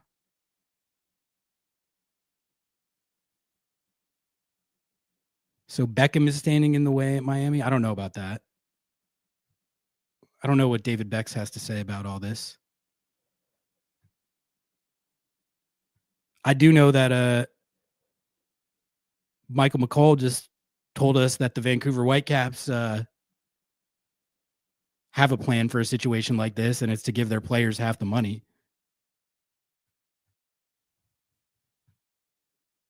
All right. This is Schmetz. Was this 2 days ago? Okay, no, this was yesterday as well, it looks like. So just, for the full context here, Schmetzer, this is his first training after this whole thing. He did the post-game presser, but he knows, look at his face. He knows he's about to get grilled right here. He knows what's up. He knows what's coming.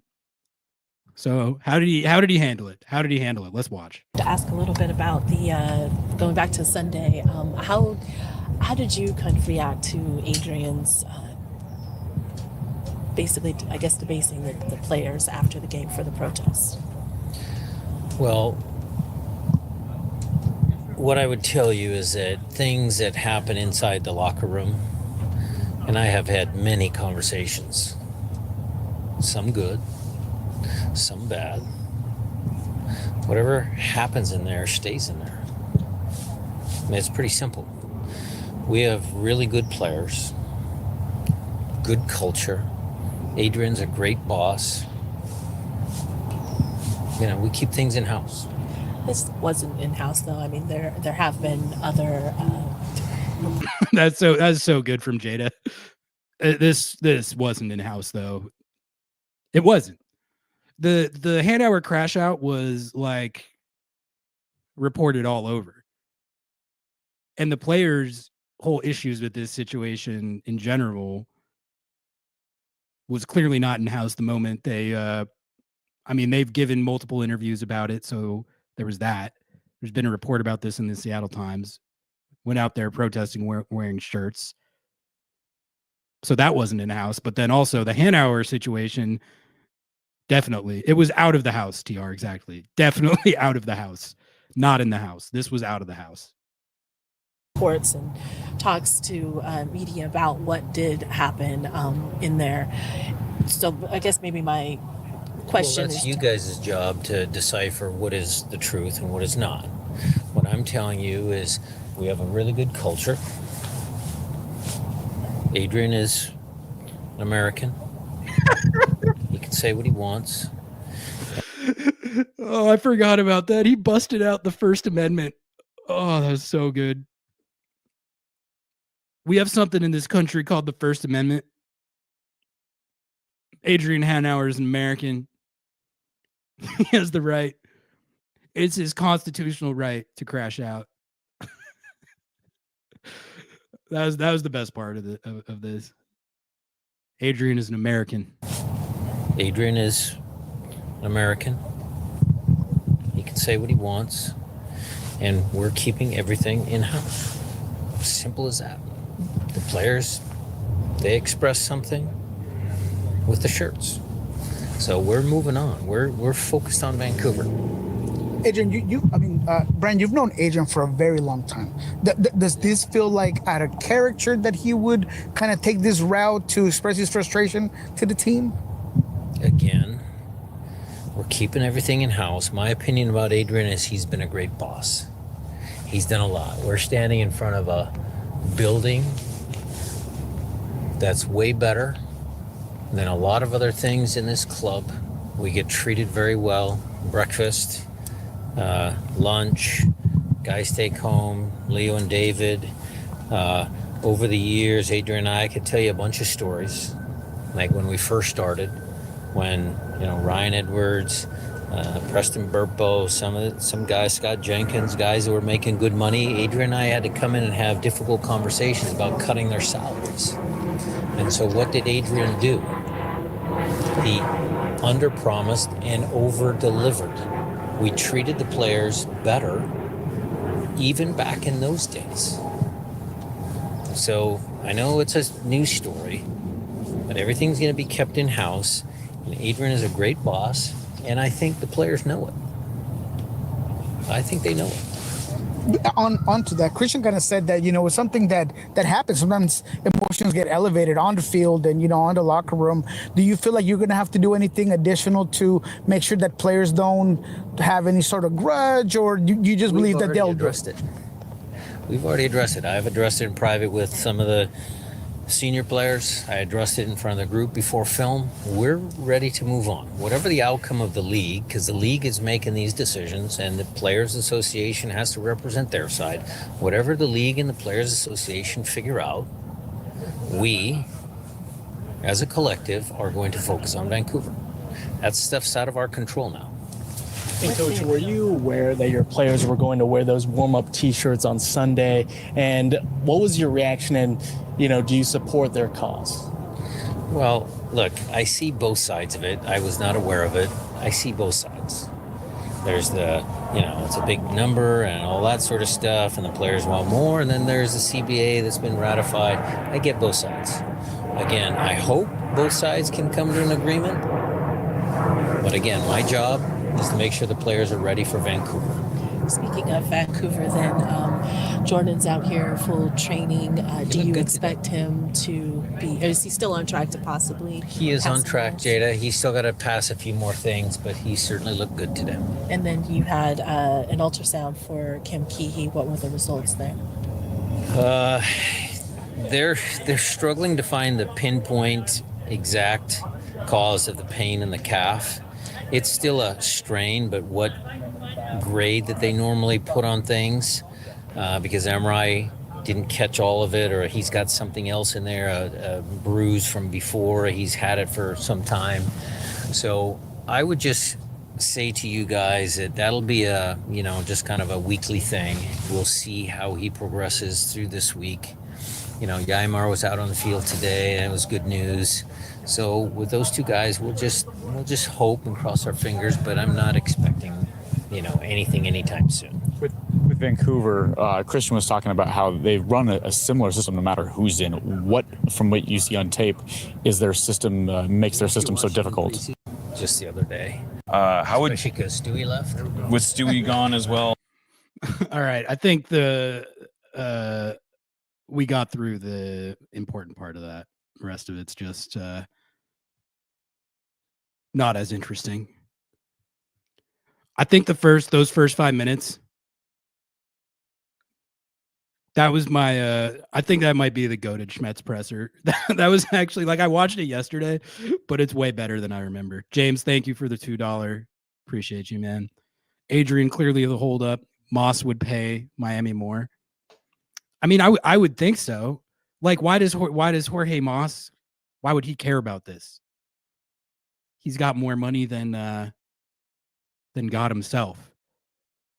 But I haven't heard anything to the effect that Inter Miami and LAFC are handling it differently.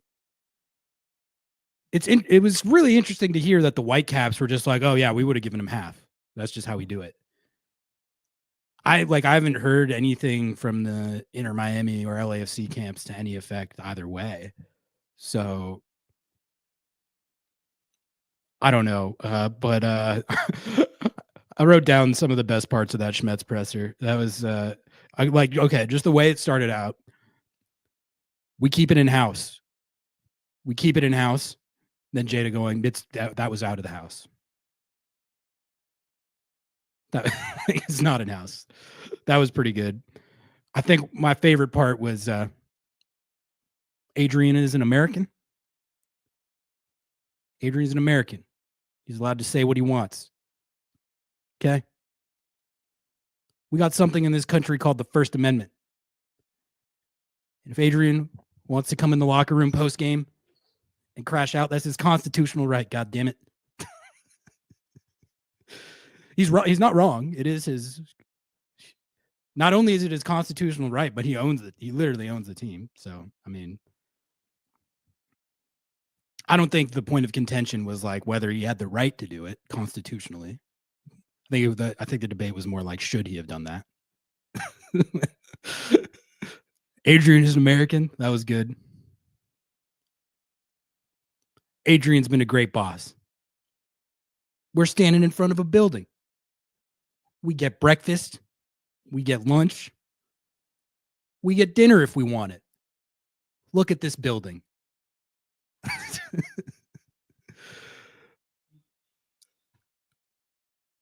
He's an American. We got a building. We get breakfast. We get lunch. That was good too.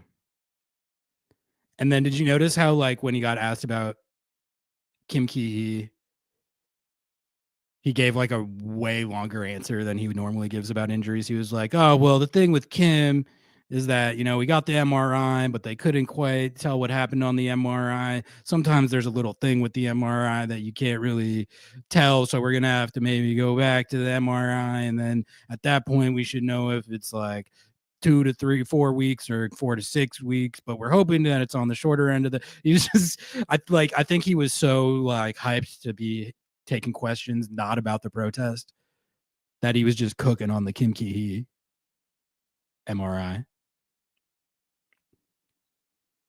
Look, he was in a tough spot there. Like, I don't like blame Schmetzer at all or think that he like handled that in a way that was untoward. I think he's like in a fundamentally difficult position on that, because he can't come out swinging like for the players. Like, he can't. He said, I see both sides of it, which I don't. I understand why Schmetzer has to say that. I don't see both sides of it.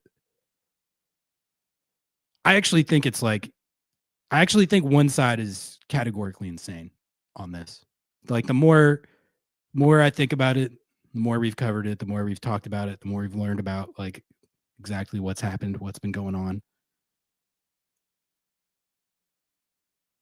What is the side other than that the players who actually are playing the sport should be getting paid fairly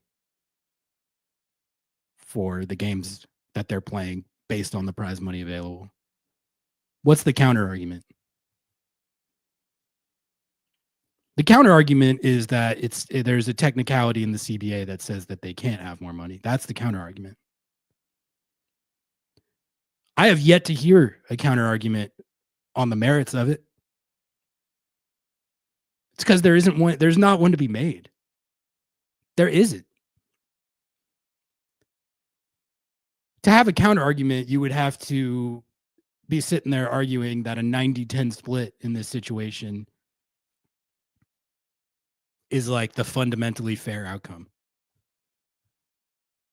I don't even think the league would argue that.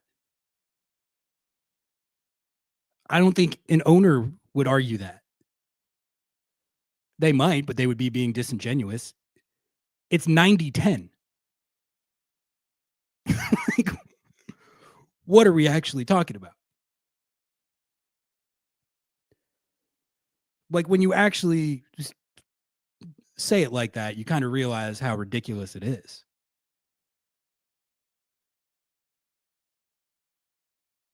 So I don't see both sides of it. I think there's one side that's arguing for basic fairness for the labor that they're doing, and one side that's operating like a corporation. This is how corporations do it. They have the people at the top who get paid all the money. They get to keep all the money. And the people doing the work don't get paid shit. Even though they're the ones who are actually doing the work. And pretty much without fail, the CEOs, owners, executives, whoever they are, it's not like they're doing all that much.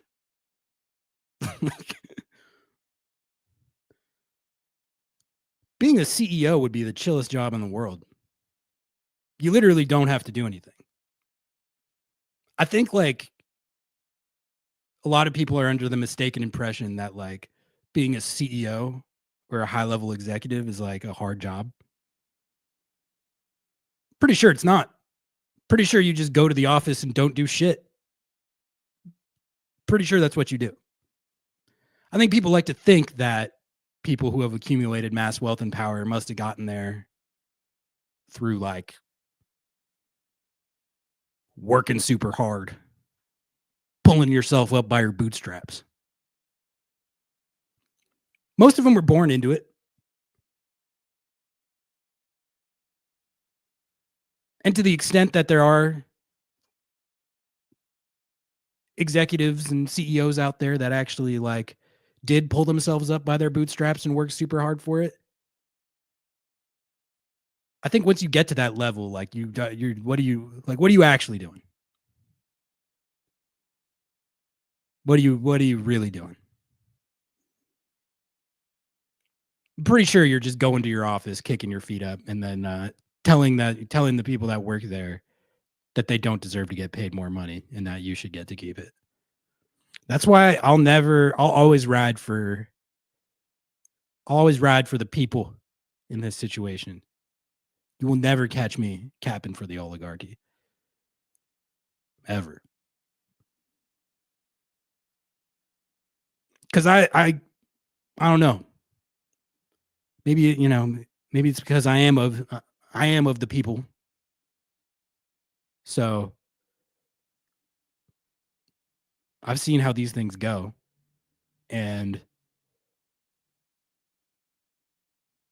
it's honestly like it's indicative of just like a huge problem we have with like capitalism, concentrated wealth at the very top, people actually doing the work, getting screwed over, getting pennies on the dollar. It's not like hard to pay people fairly.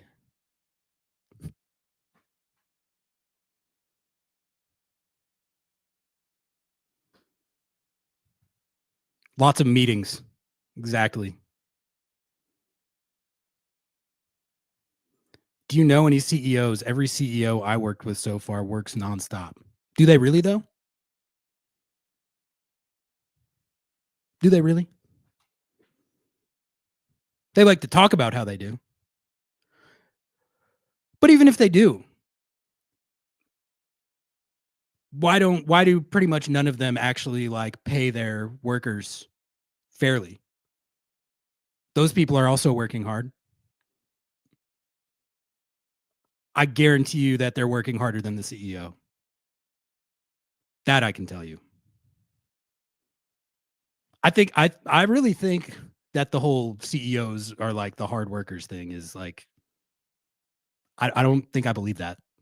I don't.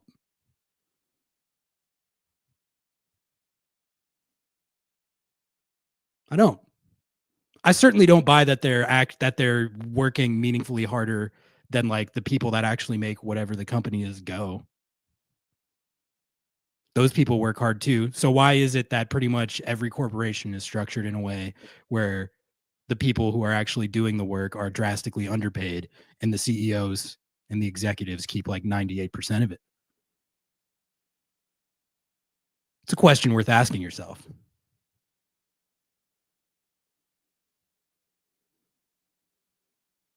If CEOs were getting super wealthy, but then also paying their workers fairly, that would be one thing. But they don't.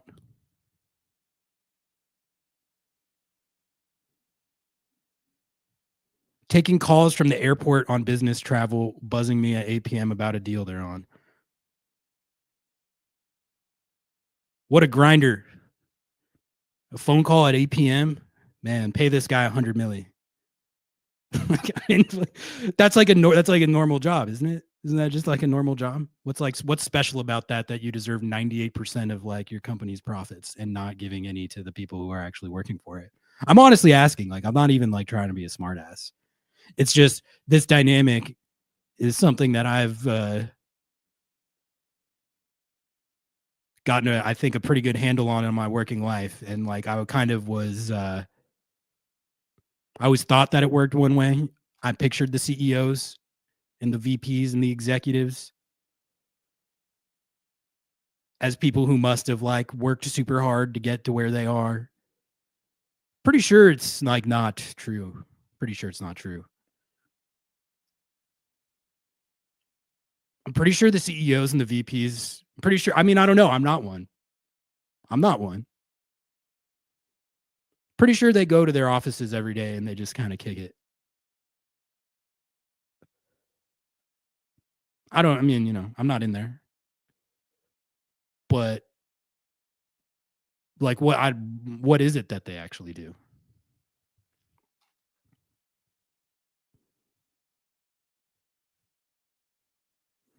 It might be like, yeah, I'm probably generalizing a little bit. I would grant that. But I'm speaking on like just kind of what I've observed as to how this corporate capitalist society works as a whole. It's 9 p.m. Ari is at work right now. Make this guy a CEO. Yeah. I guess I'm technically a co-CEO of Lobbing Scorchers. We're an LLC. But here's the thing, like, maybe this is easy to say because I've never been in this situation. But if I ever was in a situation where I was the head of a company that profits as much as an MLS club or any corporation, really, I would just pay my workers well. And I think I can say that with confidence because I know what it's like being the person who's getting underpaid for no reason, who's working just as hard as the people on high, but getting paid pretty much nothing. I know what that's like. So if I was in the situation where I was deciding how that money got allocated, I would pay my workers fairly. What's hard about that? There's the reason that they don't do that. It's not because they work hard and deserve it more. It's because they're greedy. That's literally it. That's the only reason. It's good old-fashioned greed.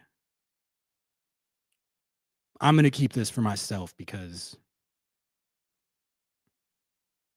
I want it. And I'm like more worthy of it maybe than like a normal worker.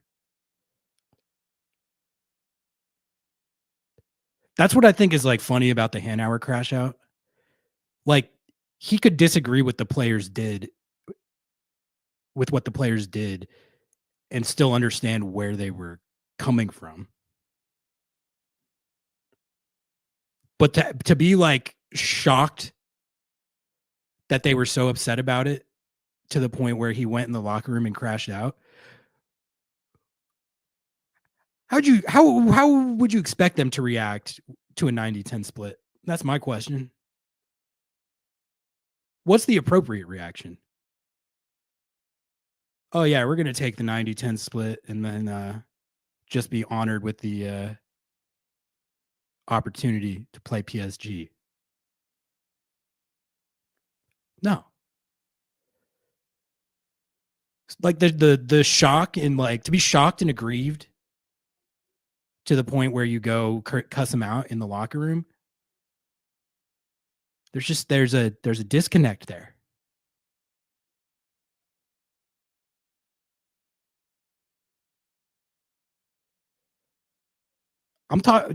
Barry, I'm talking about just I don't know if that was directed at me. I'm talking about like pretty much any corporate job that you can name. At least what I've witnessed in my life is that pretty much all corporations are structured so that the CEOs and the executives keep all the money, and that normal workers for the company are pretty much always just drastically underpaid. And then you have the entire separate issue of like everything about being alive. It's constantly getting way the fuck more expensive. Rent goes up every year. The cost of living's out of control. And no one who works for a corporation ever makes more money to like keep pace with that. So you really have just an unsustainable society that we have going on right now. There's got to be a breaking point eventually. You ask for a raise, and they pretty much always just tell you to fuck off because you have no leverage. That's pretty much how it usually goes. I've never once in my life asked for a raise and had them be like, yeah, you know what? We'll get like. And it's not about the merit of it either. Like I said, it's good old fashioned corporate greed.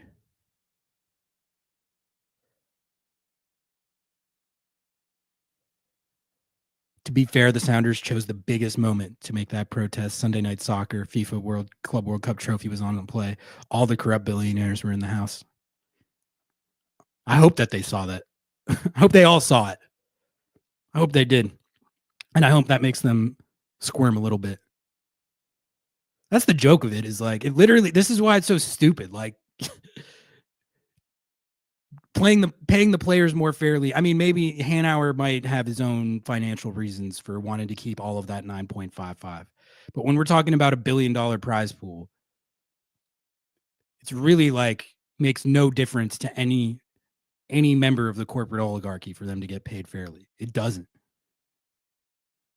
The only reason I can think of why you wouldn't is because you're greedy and you want to keep it for yourself to do whatever it is they do with their money. Buy another car, buy a boat. I don't know. Oh, okay. Just that's why Adrian got so heated. He got embarrassed in front of his friends. I mean, reap what you sow.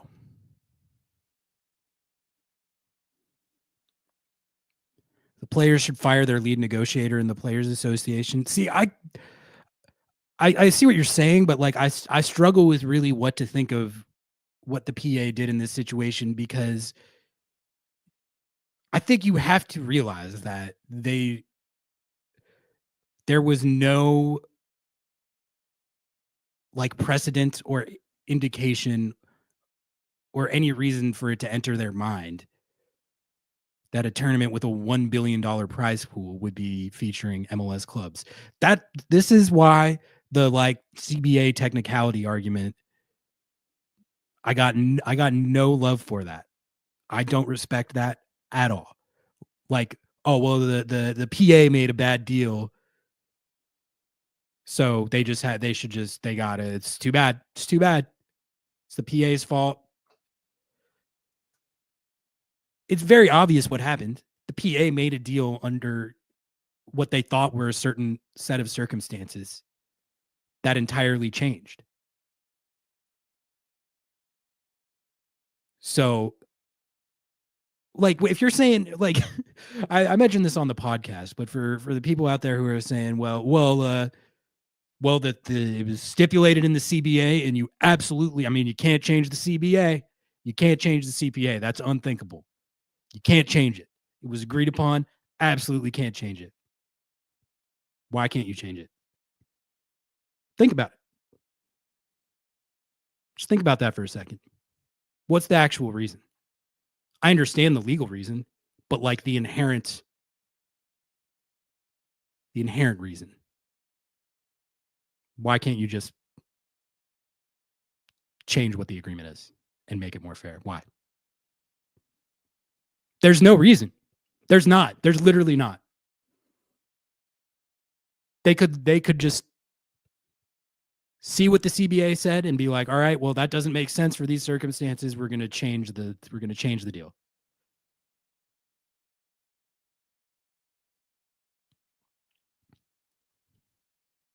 We're going to change it.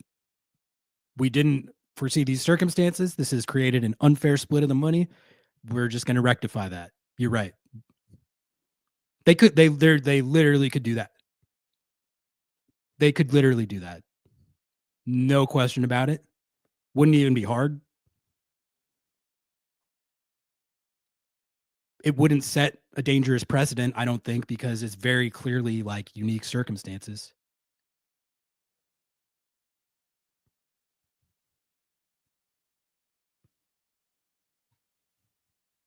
So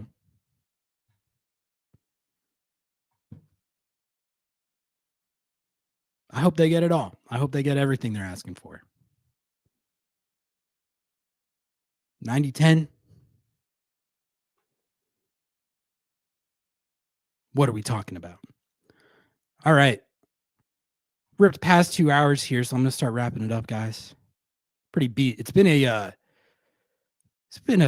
goddamn marathon of a week of content. I went to the stadium on Sunday. I was like, all right, Sounders versus Minnesota United. Let's see how this goes. By the time I left it, had a player protest, labor dispute, owner crashing out in the locker room. All kinds of like national. There's more people who have been like watching our content from like other fan bases and other walks of life than ever.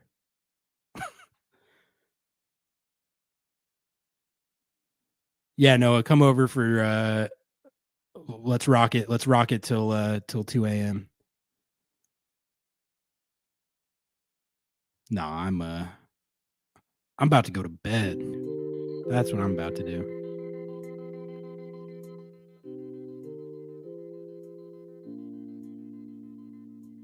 Appreciate you, Paul. We're gonna keep it going. We'll see if this game happens on Sunday.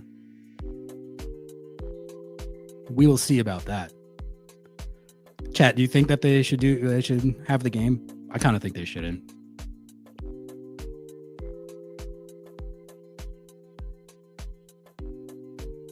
League should make an announcement they will increase the pay.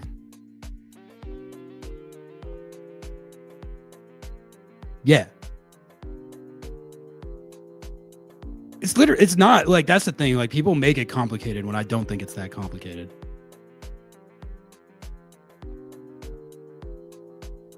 Well, it says it in the CBA. Okay, change the CBA. What are we talking about? Literally, okay, that it says that doesn't make sense in this situation. Change it. We actually had people like, well, you can't change the CBA. You can't. It's the CBA. It's an infallible document. It's like the Constitution. Oh, wait, the Constitution had amendments? Oh. Change the CBA. Devastatingly simple, actually. Devastatingly simple.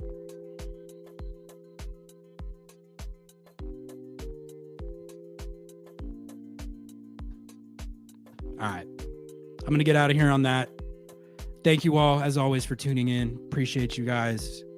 Thank you to Michael McColl of AFTN for jumping on, giving us the scoop on the on the Whitecaps food poisoning debacle.